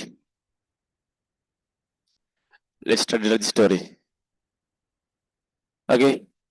Show that the change in internal energy of the gas of simple and moles is given by this story. Let's try to show that. Let's show that in here. Let's see the story. Now just consider now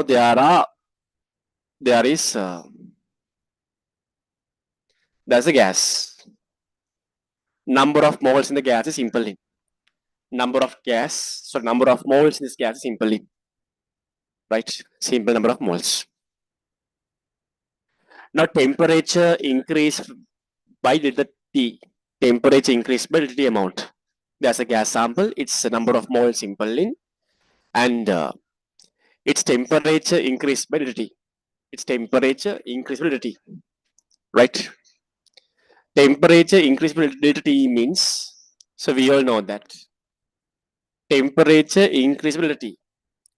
Now they are telling something CV. CV means what? Specific heat capacity of the gas at constant volume. Specific heat capacity of the gas at constant volume. Right. So you know that you want to maintain, I think you want to maintain the volume of the gas constant. You want to maintain the volume of the gas constant. Right. Okay. You want to maintain the volume of the gas constant. Let's say volume of the gas remains constant. So then what are we doing? Then you are supplying heat. Right. So when you supply heat, you understand that volume remains constant. When you supply heat, that heat can absorb by the gas and its temperature increases. As a result, its internal energy increases. Right. Now we know that in thermodynamics we learned that work done means we all know that P delta V. Am I correct? P delta V. If this process happens under constant volume, we know that work done by the gas is zero. Work done by the gas is zero. Am I correct? Simple, right? Now there's a gas sample. Yeah, there's a gas sample. Number of moles in the gas sample is simple. Temperature increased by delta T amount. Temperature increased by delta T amount. Right? Just assume volume of this gas remains constant. Volume of the gas remains constant. Then you are supplying heat. Then only when you supply heat only, temperature increases. Now what you can do, you can say that you can apply first law of thermodynamics. According to first law of thermodynamics, delta Q, amount of heat supplied or released, must be equal to change in internal energy delta U plus work done on the gas or work done by the gas or whatever. Since volume remains constant, delta V what? Change in volume is zero.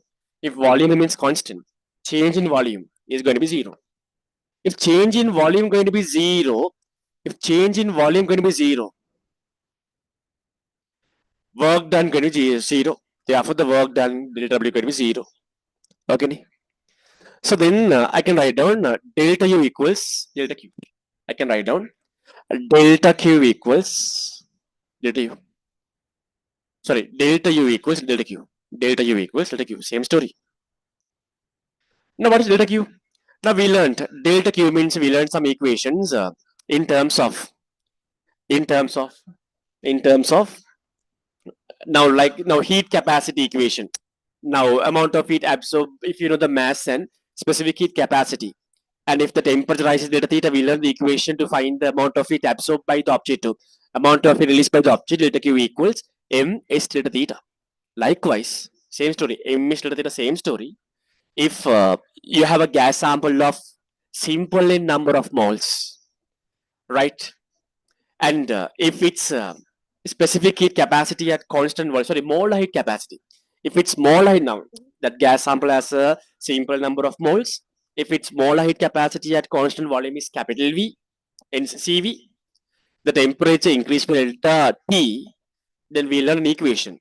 Amount of heat absorbed by the gas sample is equal to, we learn the story, in CV delta theta, delta T.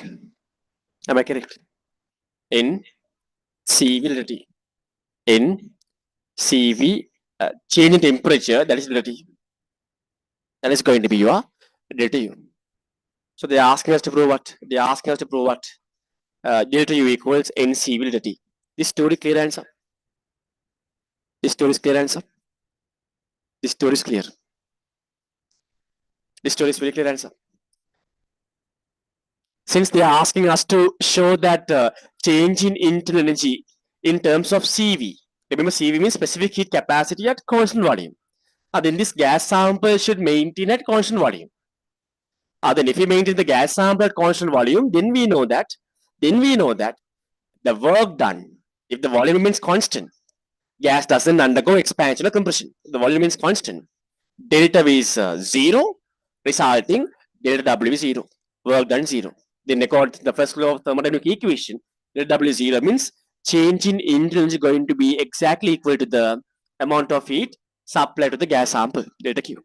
Delta Q means we learned in the theory classes also we learned, just if the not, NC will repeat. That story. That story, okay.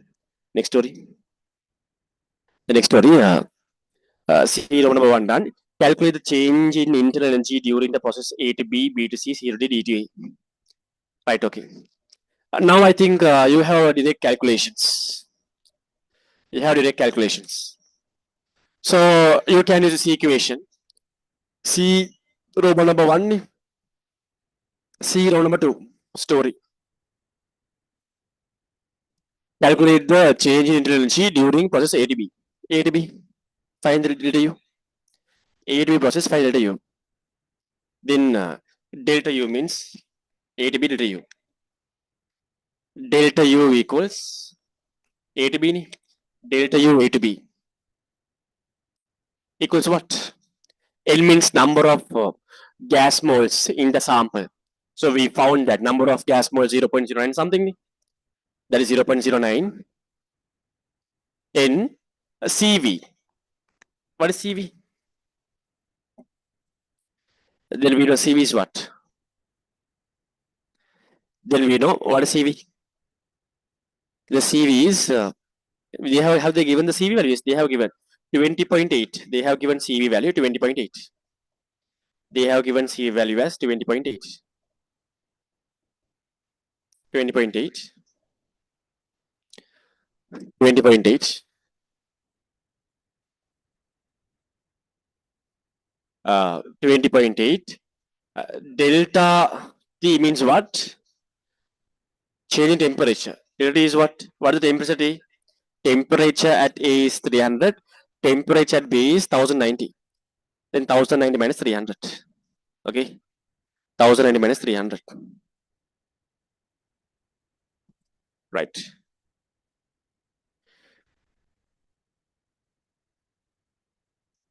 Okay. That is one way. That is one way. That is one way. But now the best story is not used in this equation, right? The, the best story is now we know what is the equation that we usually use to find the change in internal energy. Delta U equals 3 over 2 NR delta T. That is the best equation. Normally the equation that we use to find the change in internal energy is the standard equation is delta U equals 3 over 2 NR delta T. I will tell you the reason. Okay. So we'll find in that way. Delta U. So we all know that delta U means we know that 3 over 2 NR delta T. This equation. Then find the answers. Then find the answers. If not the 3 over 2 PV, if not NR delta, sorry, P delta V.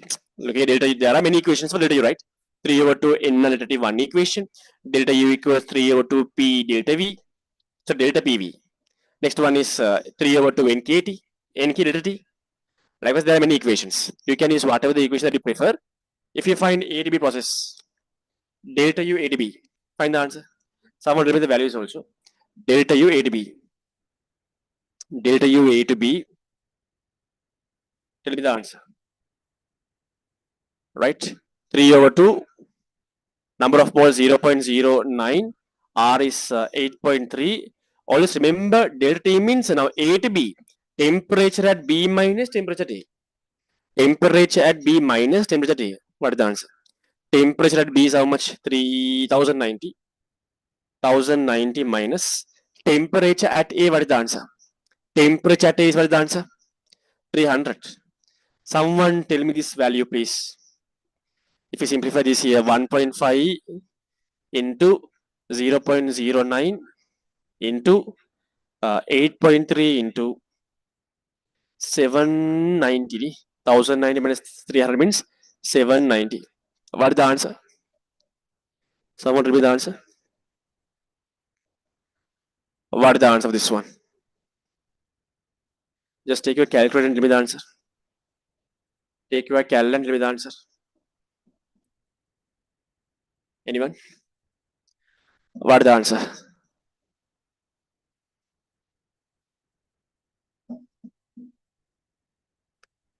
What is the answer?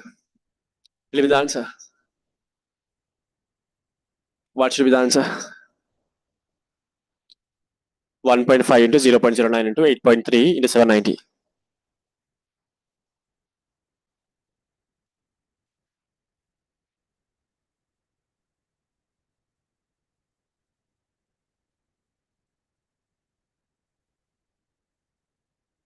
Hands up who is finding the answer. Answer.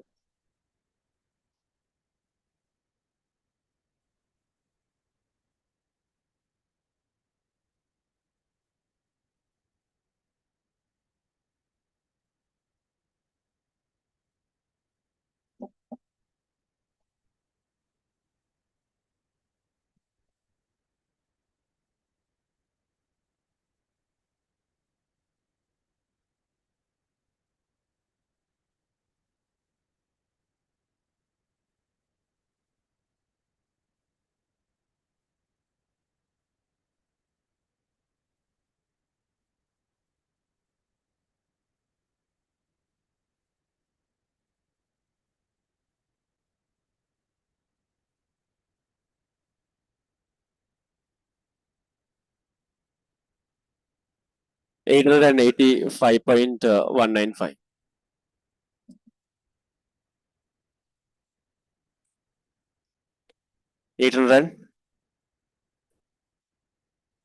885.195. 885.195. Joules. Joules. Likewise, we'll find B2C. Delta U B2C. If you find delta U B2C, A to B, delta U B2C process. Then again 3 over 2, N are 3 over 2, N is 0.09, R is 8.3. B2C means temperature at C. Temperature at C minus temperature B. Temperature at C minus temperature B. Temperature at C minus temperature B. What is the answer? What is the answer? In that case, temperature at C is we know 2090. Temperature B is 1090. 2090 minus 1090. Someone will be the answer 1.5 into 0.09 into 8.3. Please tell me what is this when you multiply 1.5 into 0.09 into 8.3. What is the answer? Someone tell me. Tell me the answer. Tell me the answer.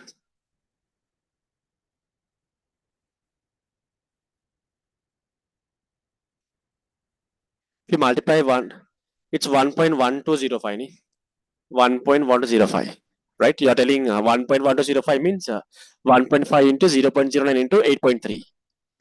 That is 1.1205. 1.1205 into 1000. So therefore, we are getting 1120.5 joules. Okay, correct, right? Okay. Likewise, delta U CRD. Delta U CRD process. Again, 3 over 2. We are getting 3 over 2 NR delta T. N is 0.09. R is 8.3.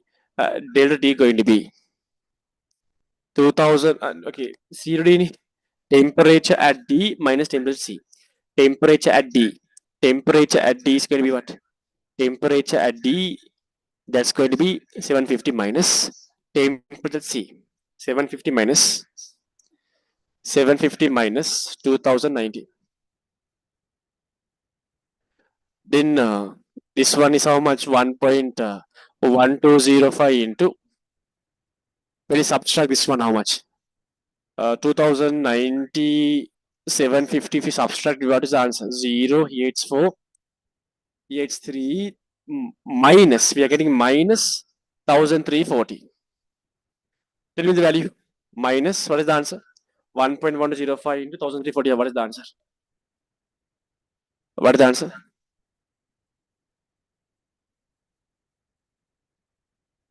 What is the answer?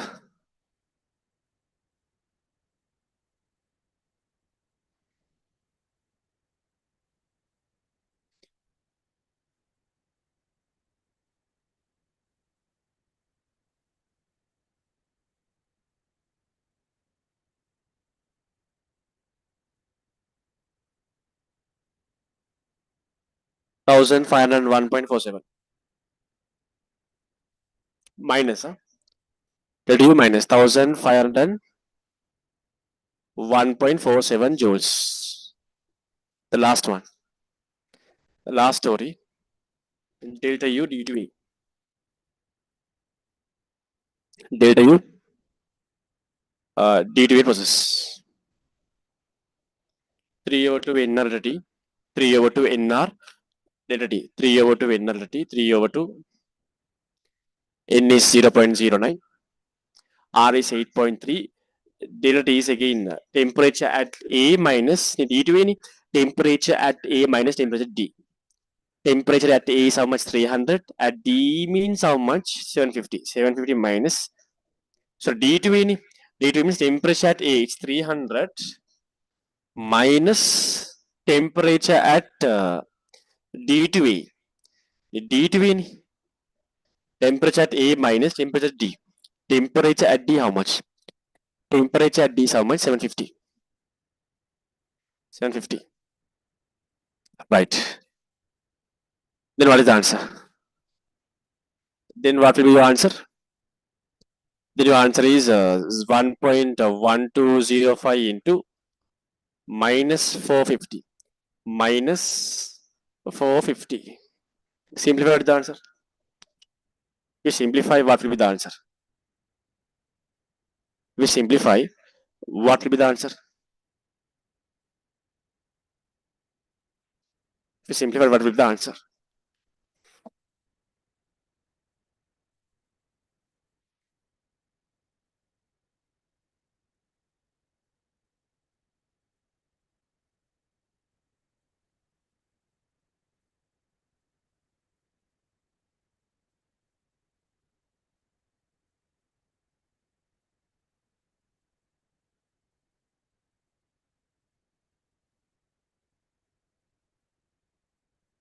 And 4.225 minus, okay, minus 504.225. This is what? This is joules. This story is clear answer. This story is clear answer. The way how I found the change in intelligence, that story is very clear answer. That story is clear. Clearly. Then next story. Then the next story. The next section. Then row number 3.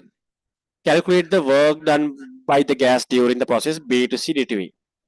Row number 3. Calculate the work done by the gas during the process B to C D2A. Copy the table below on your answer sheet and compute it using first law of thermodynamics. Use positive, negative signs appropriately for the quantities. Okay. Work done during the process B to C D2A. Look at the B to C process. B to C D2A. Tell me, when you consider D2A process, what is the work done? Reply everyone. If you consider D2A process, Roman number 3, when you consider D2A process, remember, volume remains constant. If you consider Roman number 3, D2A process, remember, volume remains constant. So therefore, remember, work done during D2A process must be 0. Work done during D2A process must be 0. Okay, right? What about work done during BTC process? If you consider BTC process, work done means we know that W means P delta V. The pressure is what? When you consider B to C process, pressure is what? Pressure at B, pressure at C. Constant pressure is constant. B to C, 9 to 60. 9060. Pressure, look at the table. Look at the table, no table. You have to look at the table, but when you consider BDC process, it's a constant pressure process. Pressure is constant. 9060 into a change in volume, delta V, change in volume. How much? B to C process change in volume. 173 minus 90. 173 minus 90. The volume at B is how much? Volume at B is 90 centimeter cube. Volume at C is 173 centimeter cube. Then the change in volume is 173 minus 90 centimeter cube convert to meter cube multiplied by 10 to the power minus 6. So then tell me the answer. 9060 into 173 minus 90 means how much? 90 means 83. 10 to the power minus 6. What should be the answer? Can someone tell me? What is the answer? Pressure. 9060 kilopascal. Ni. Want to multiply by 1000 also. 9060 into 1000 to convert to pascals. 9060 into 1000 mismatch value. If I simplify further, 10 to the power 3, 10 to the power minus 6 means 10 to the power minus 3. Then 9.06 into 83. How much? 9.06 into 83, how much? 9.06 into 83, how much? 9.06 into 83, how much? 9.06 into 83, how much? What is the answer?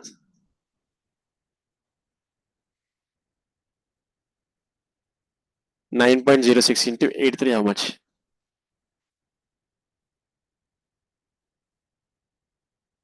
7, no. 7, no, it can't be. 9.06 into 83. It's 83 means 837, 51, sure. Yeah, 751.98. 751.98 joules. Okay. Right, okay. So then we want to compute the table. We'll compute the table. If you compute the table, look here, the table. Now they have given a table. So we'll try to compute this table with these values. I erase this part. If we compute the table, this table.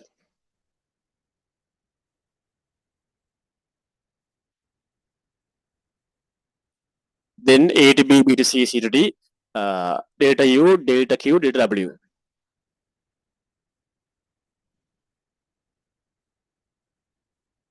Right? A to B,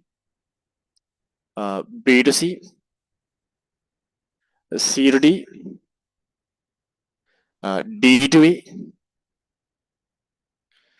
delta Q. So delta U. The first one is delta U, the next one is delta U, this one is delta Q, delta W. We found the delta U values. A to B 85.195 and B to C process 1120.5 1120.5 C to D minus C to D minus 1501.47 D to E minus 504.25 minus 504.25 504.225. These are our delta U values. Likewise, if we find delta Q values, we know two state changes, we know the corresponding delta U values. Delta Q. We know that there are two adiabatic processes happening in this scenario. A to B process is an adiabatic process. A to B process is an adiabatic process. And they told that A to B and C to D both are adiabatic processes. They told A to B, C to D both are adiabatic processes. A to B adiabatic process, therefore 0. C to D also adiabatic process, therefore 0. And also we found delta W for D to E. D to E delta W we found how much? 0. The work done. D to E process delta W is 0. And also B to C process delta W we found how much? That is plus ni 751.98. 751.98. Now you can have to complete these remaining blanks. You want to complete these remaining blanks. Can do ni? By using the first law of thermodynamics, we can complete the remaining blanks. Then we'll complete the remaining blanks. Then this is very simple. For the ATP process, delta Q equals delta U plus W, the first law of thermodynamics, right? Delta Q 0, delta U is what? 885.195 plus delta W. When you substitute the W, minus 885.95. So 195. Okay, correct? Delta W. Likewise, if you consider CDD process, your LW going to be plus, right? CDD process, delta U is minus something, delta Q is 0. When you substitute W, it's going to be plus 1501.47. Say, nice story. Simple story. Simple, not difficult. Then here, we'll come to here, these two blanks. Then we all the blanks are completed. If you come to here, delta Q is what? 100,120.5 plus, sorry, equals delta, sorry, my bad. Delta Q is how much? That's what I want to find. Delta U is how much? BTC process delta U? That is 1120.5 plus delta W how much? 751.98. So when you add them, how much? Tell me. If you add this to how much? 1120.5, 751.98. How much? 814, here it's 2, here it's 7, 8, 1. 1872.48. Likewise here. Here this story, delta Q I want to find, delta U is minus something, delta W is 0. Therefore, it's what? Delta Q also minus 504.225. Table. This story is clear. Story is clear. And we are going to the last story. Okay. Use the table and calculate the net work done by the gas in the engine and show that efficiency of the diesel engine. Now, net work done. How can we show the net work done? Net work done means you want to add all these little W's. If you add all these little W's, that is going to give the net work done. If you add all these little W's, that is going to give the net work done. So therefore, remember, net work done means Roman number 4. Net work done means add all of them. Delta W net. Then you can add this minus 885.195 plus 751.98. Someone calculate and tell me. Plus 1501.47. What is the answer? Net work done how much? Net work done how much? What is the answer? What is the answer?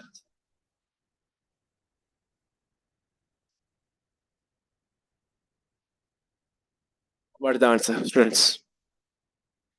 What is the answer, students?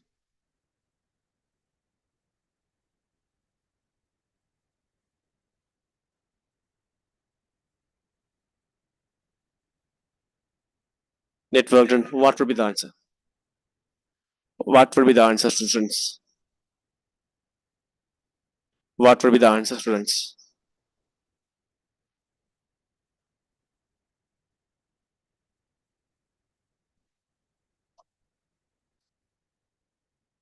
Add them. 1368.255. Others also add until 1368.255. Isn't it work done? Right. Okay, what they are asking the question. I have for the network done also. They are asking the question.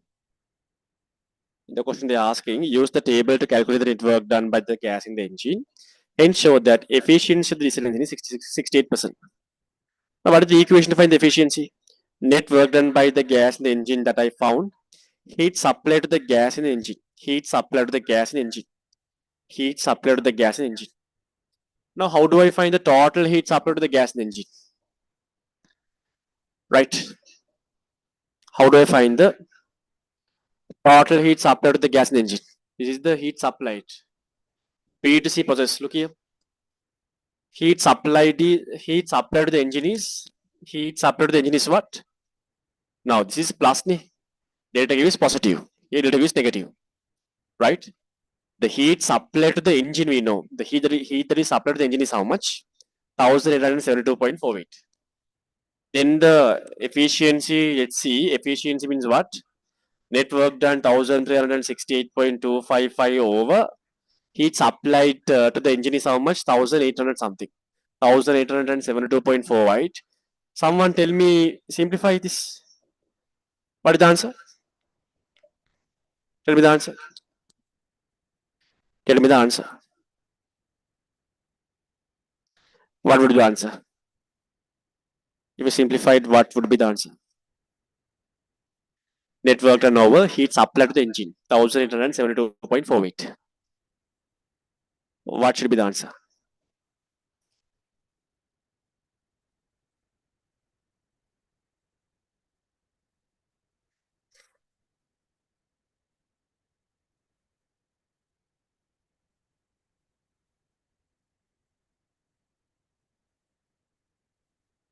%73 something.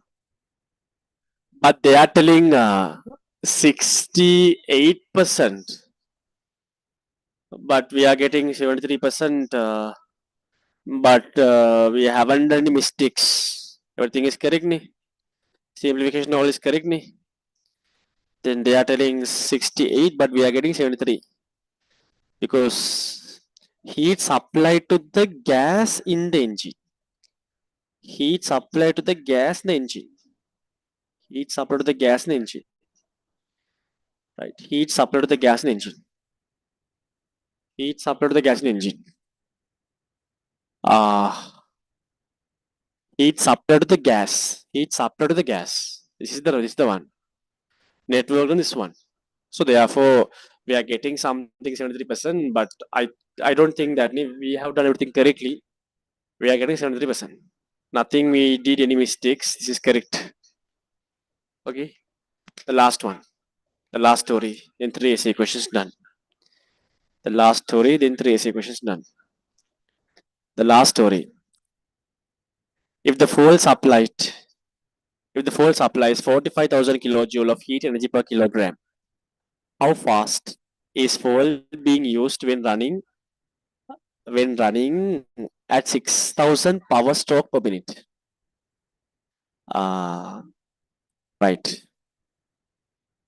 If the fuel supplies 45,000 kilojoules of heat per kilogram, how fast is fuel being used when running at 6,000 power strokes per minute? Look here. When that gas completes one cycle, we call one stroke. Remember, one stroke means when that gas goes from A to B to C to D and coming back to A means we are calling it as one cycle. One cycle means one stroke. Right? Look here. In order to now, when the gas completes one cycle, one stroke, how much heat it requires? How much heat it requires? It requires, when it completes one stroke, it requires a heat of 1872.48 joules. Right? If that gas completes one cycle, it requires 1872.48 joules. But they have mentioned within 1 minute, running 6,000 power strokes. When running one stroke, it requires this much of energy. Then look here. Within 1 minute, within 1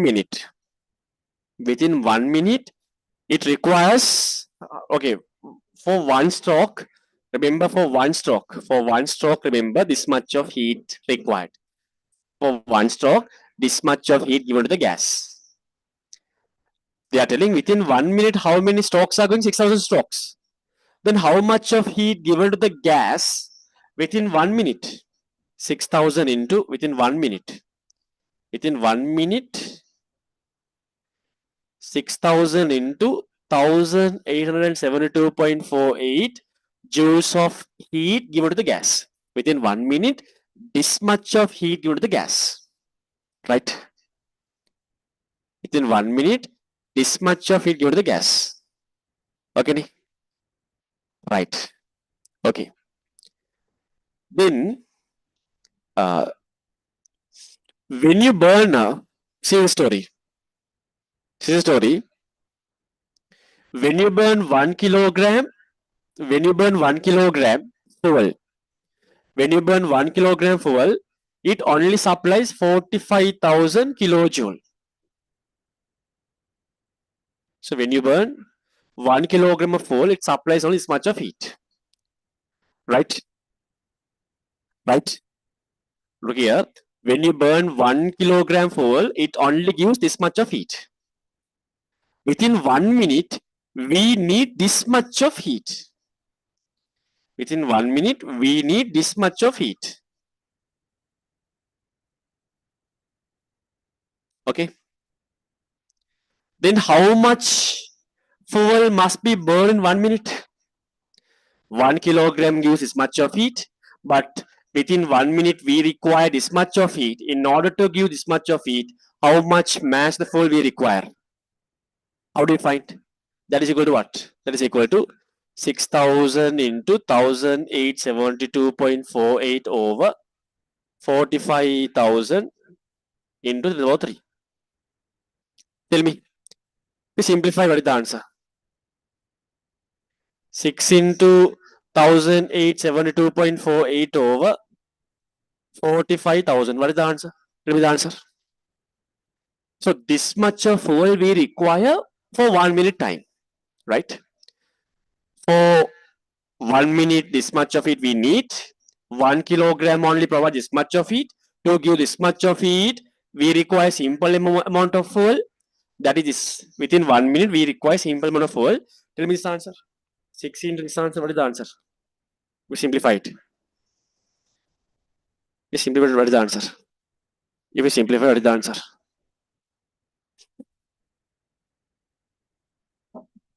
It's a nice question. Today we have discussed 3 nice questions, nice essay questions.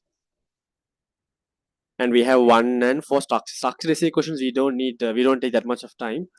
Normally 10 minutes enough. But when it comes to some structured essay questions, only we take time. Essay questions only we have to do lot. And divide how much? 0.2496 something. We need 0.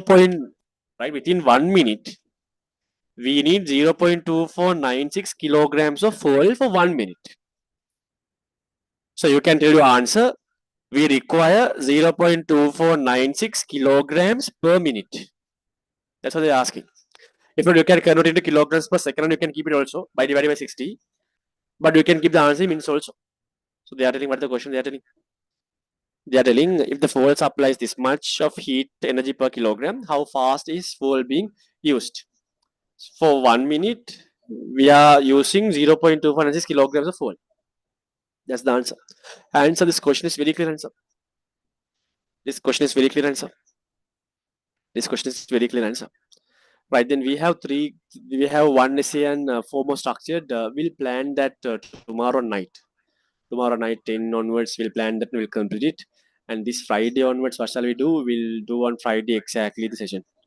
Session is effective answer. Session is effective answer. Once again, read these questions once again. Then that's really better. Okay. So then we'll stop the class for today and tomorrow we'll do the remaining discussion. Okay. Then see you.